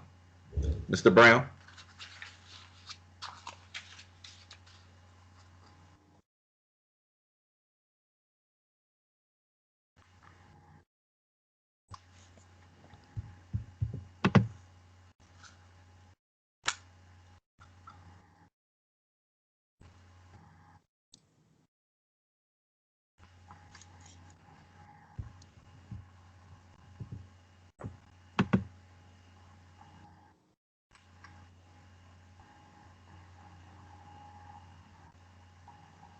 Give me one moment. Yep.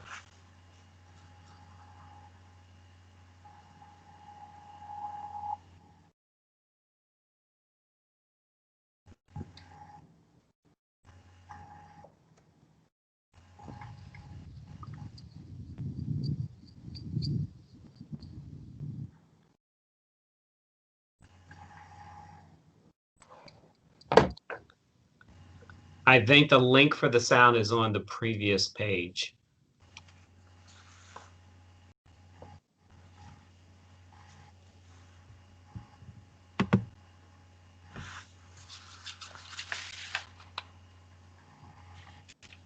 Is Black Asset still with us? I'm still here.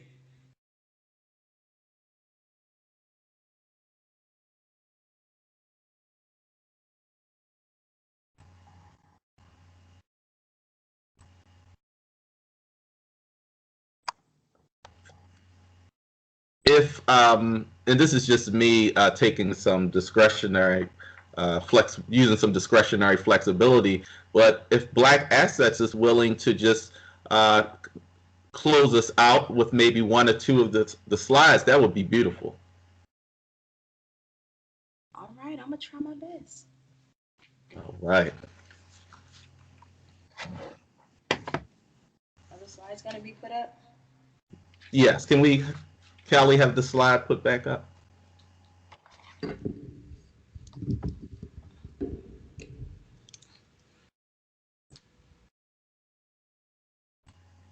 One moment, I'm having technical difficulties.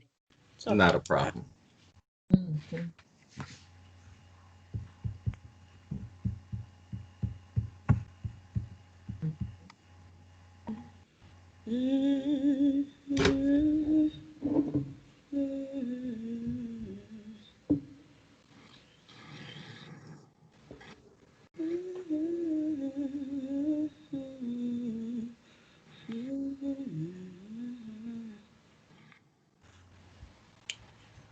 It brings me great joy to bring our amazing event today to a close.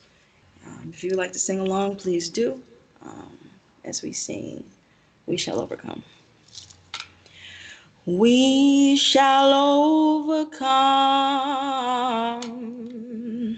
We shall overcome. We shall overcome someday.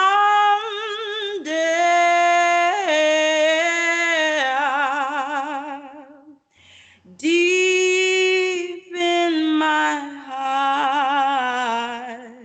I do believe that we shall overcome someday. Next verse. Mm-hmm. We'll walk hand in hand. We'll walk hand in hand. We'll walk hand in hand someday.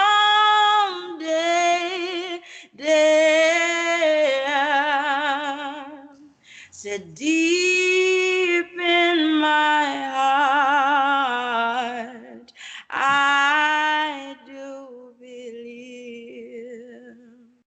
that we'll walk hand in hand someday, someday. Said we shall live in peace. We shall live in peace.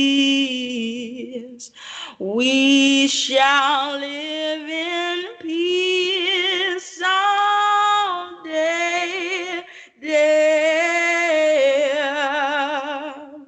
said deep in my heart, I do believe that we shall live in peace someday.